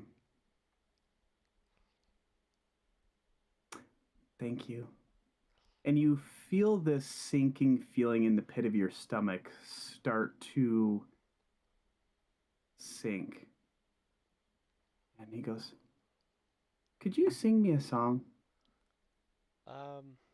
Yeah, actually I can. I'll pull out my. I have a lute. Um, I play a little bit and I sing a little bit, and I'll just play him like a soft ballad. You make your first strum on the lute, and you cannot hold a tune to save your life. Uh, And Tiz this looks, he goes, "Maybe I can try now that you've given me your name." And he starts to sing this beautiful song in even a language that's. Do you speak Sylvan? I do not. Abyssal, Common, Elvish, and Giant. Okay. You can't understand what he's singing, but it's beautiful, and there's certain inflections in some of the words that are extremely similar to how you sing your songs.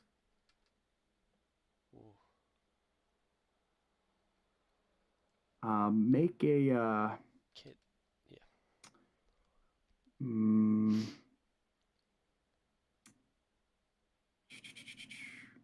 trying to think. Make a wisdom check.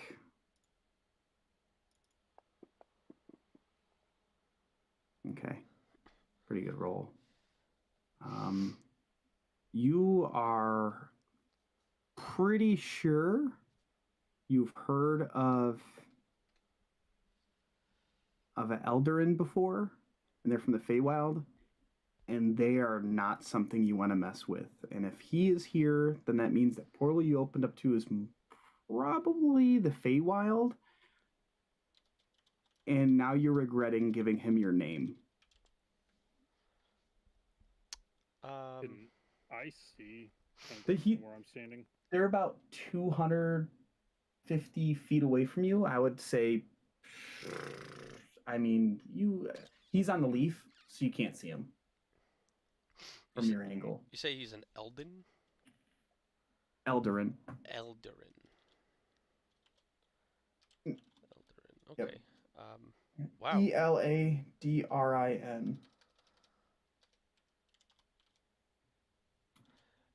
Tis, And that then was he just beautiful. points at you, and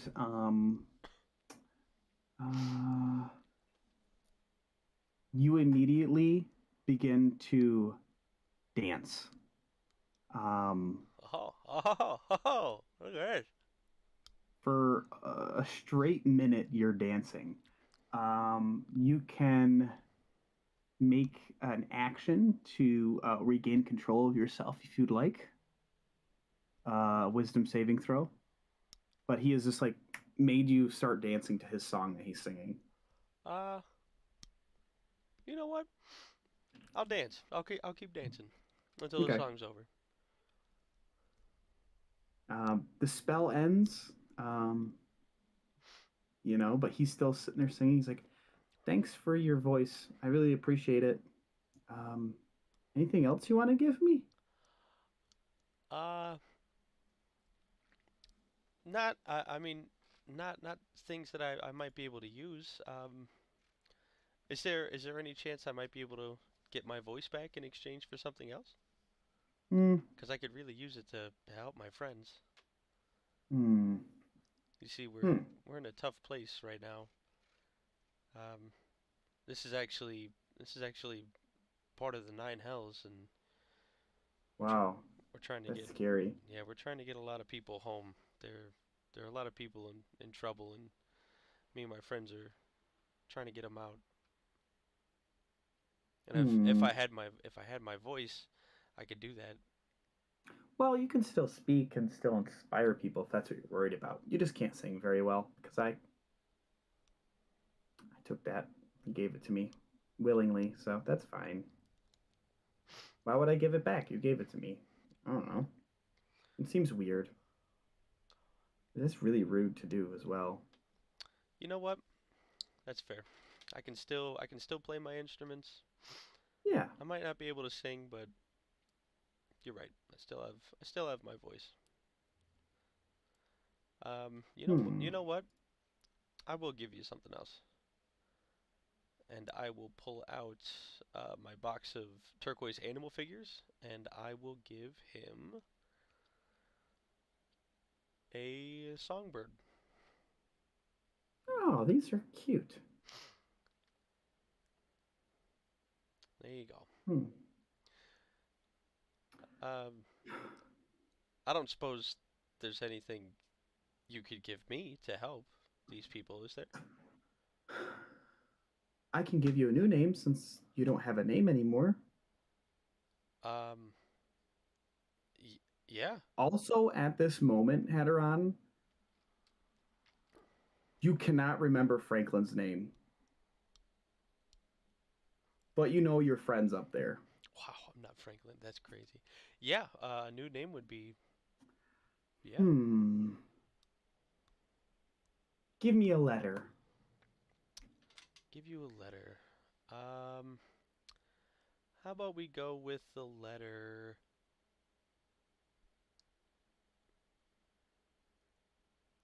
M? Hmm. I will give you the name Mordecai. That's your name now, Mordecai. because I'm Franklin now. So, Mordecai, it was really nice meeting you. I expect that letter in my mailbox soon. Be safe. And he starts to climb up the beanstalk.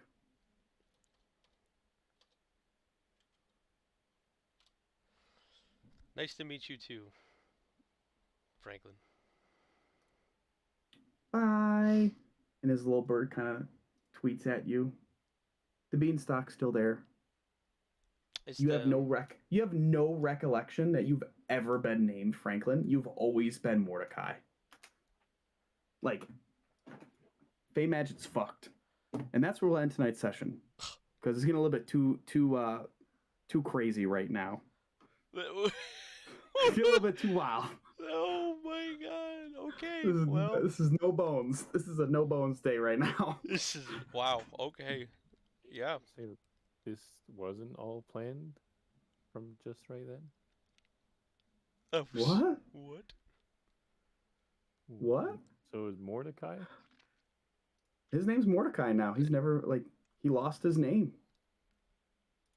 Oh, you changed it already. Wow. Yeah. Yeah. He gave his name. I'm changing it all right now because Oh no. that's what happened. I'm Well- now Mordecai. There's Jesus. Wow. It was an interesting session, and thanks for hanging there. Next week we'll continue with figuring out what happens with Raven Guard. And then I'm so perplexed on how this permanent beanstalk interferes with the Nine Hells, and we'll figure it out next week. Thanks for hanging out and thanks for coming this week, guys. I know it was very heavy on different things. So next week we'll continue with the Raven Guard and we'll go from there. Oh, excuse me. Sorry, I had to sneeze. But yeah, as Tim said, we'll be back next week. Keep an eye on our socials, Twitter, all the stuff. Our handles are in the description of.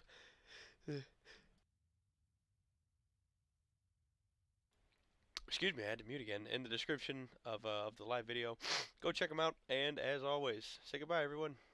Bye. Mm-hmm. Bye. Bye.